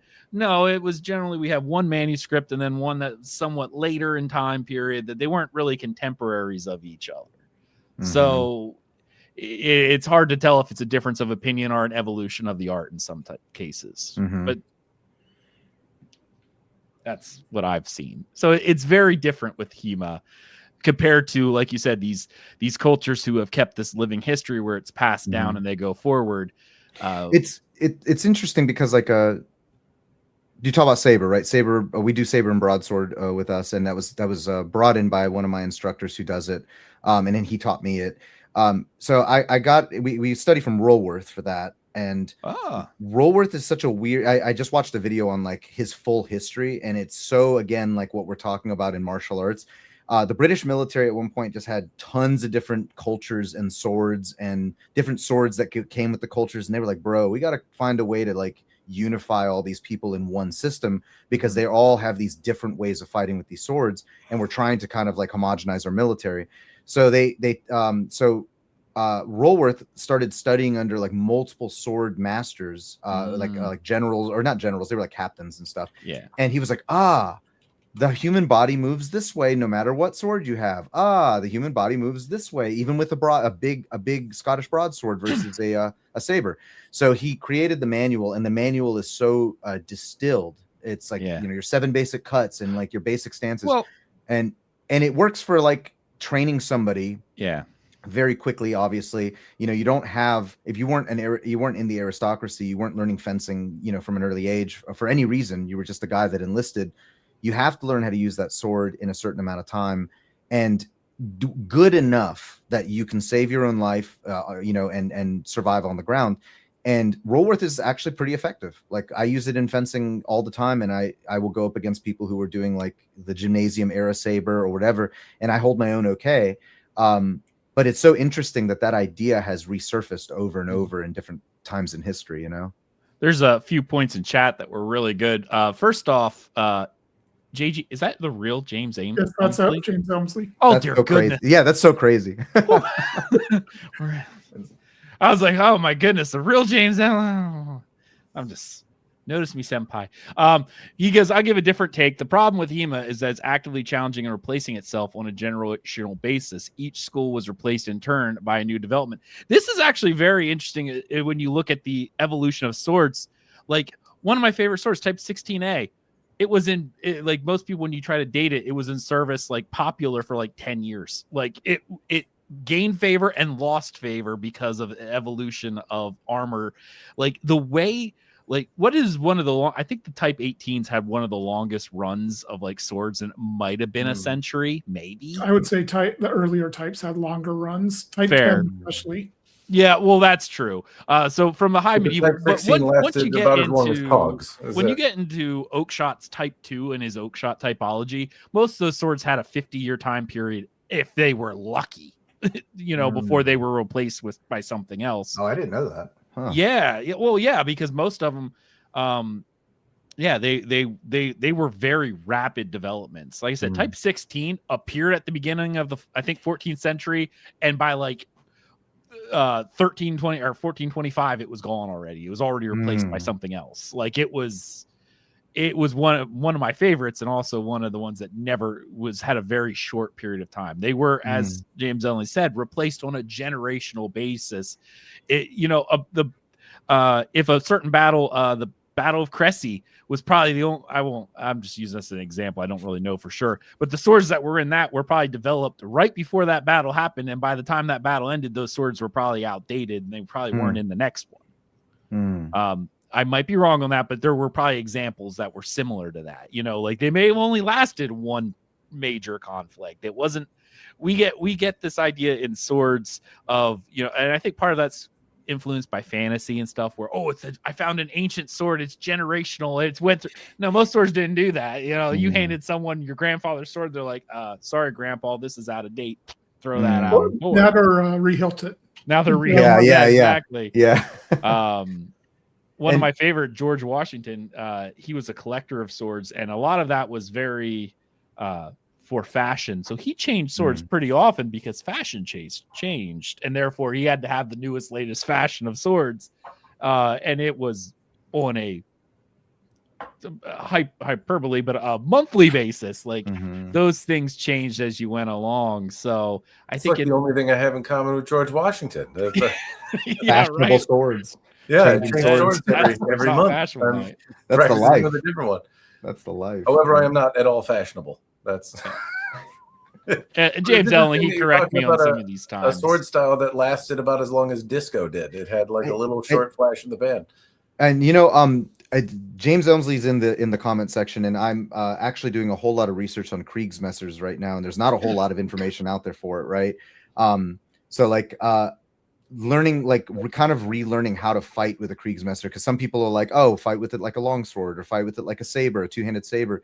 And I've wanted to ask like Oscar from Virtual Effectual, and the fact that James Emsley is in the comment section, but use it like a katana because it's like a two-handed version, whatever, people keep saying stuff like that. But I've always been curious to know more about like, and I only say that because I saw James Elmsley talk about the Katzbalger and the Lance Connect and all of that. And I've always been curious about when they switched over to standardizing with the Katzbalger, but then we see some wood cutouts of some guys carrying them with a Kriegsmesser, So I don't think the Lance Connect ever standardized on anything except Yeah. really. No, Oh, okay. No.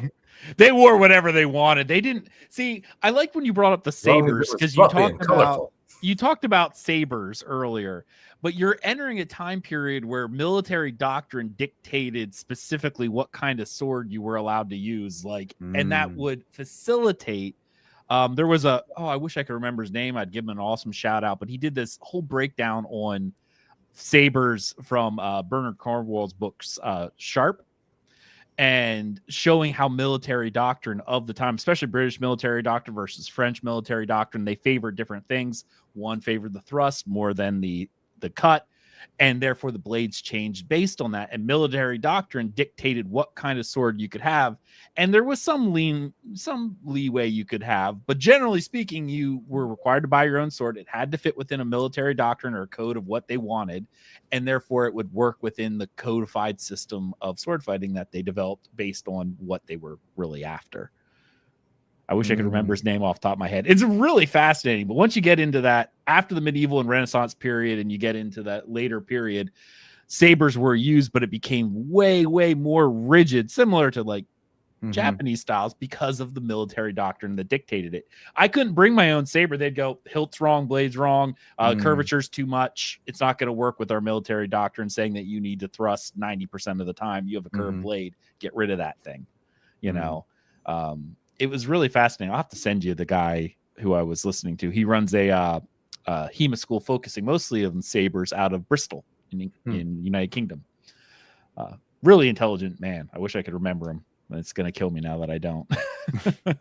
You brought shame to your whole family. I do. Well, I need to wind things down. I am past. I think we went over. A little bit.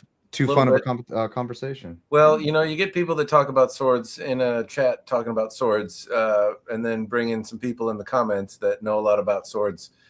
In some cases, probably quite a bit more than the people in the chat. Should just invite you next time, James. Yeah, James should have been on here. Forget that. Seriously. But it's been a hoot. Thank you for everyone that has been in the comments section, keeping conversation lively. Yeah. Thank you to everyone who is able to join. Kyle, especially because of terrible communication and notice. Yeah, I'm sorry I made you wolf down your dinner, and I appreciate your time here. Kai, thanks for joining. John, thanks for keeping the conversation going. I did the best I could. But I'm as bad with rabbit trails as everyone else. So yeah, James Elmsley said he'll do it next time. Look at that. All right. Yes. All right. Well, he's the gauntlet has been laid down. Well, not the gauntlet, the fluffy invitation and please and thank you. But I will likely get neutered for the amount of time I have spent over today. So I am going to stop here and wish you all a pleasant evening, surviving whatever snowstorm or apocalypse you are facing. Cheers, everyone. Cheers, guys. Hi. yeah.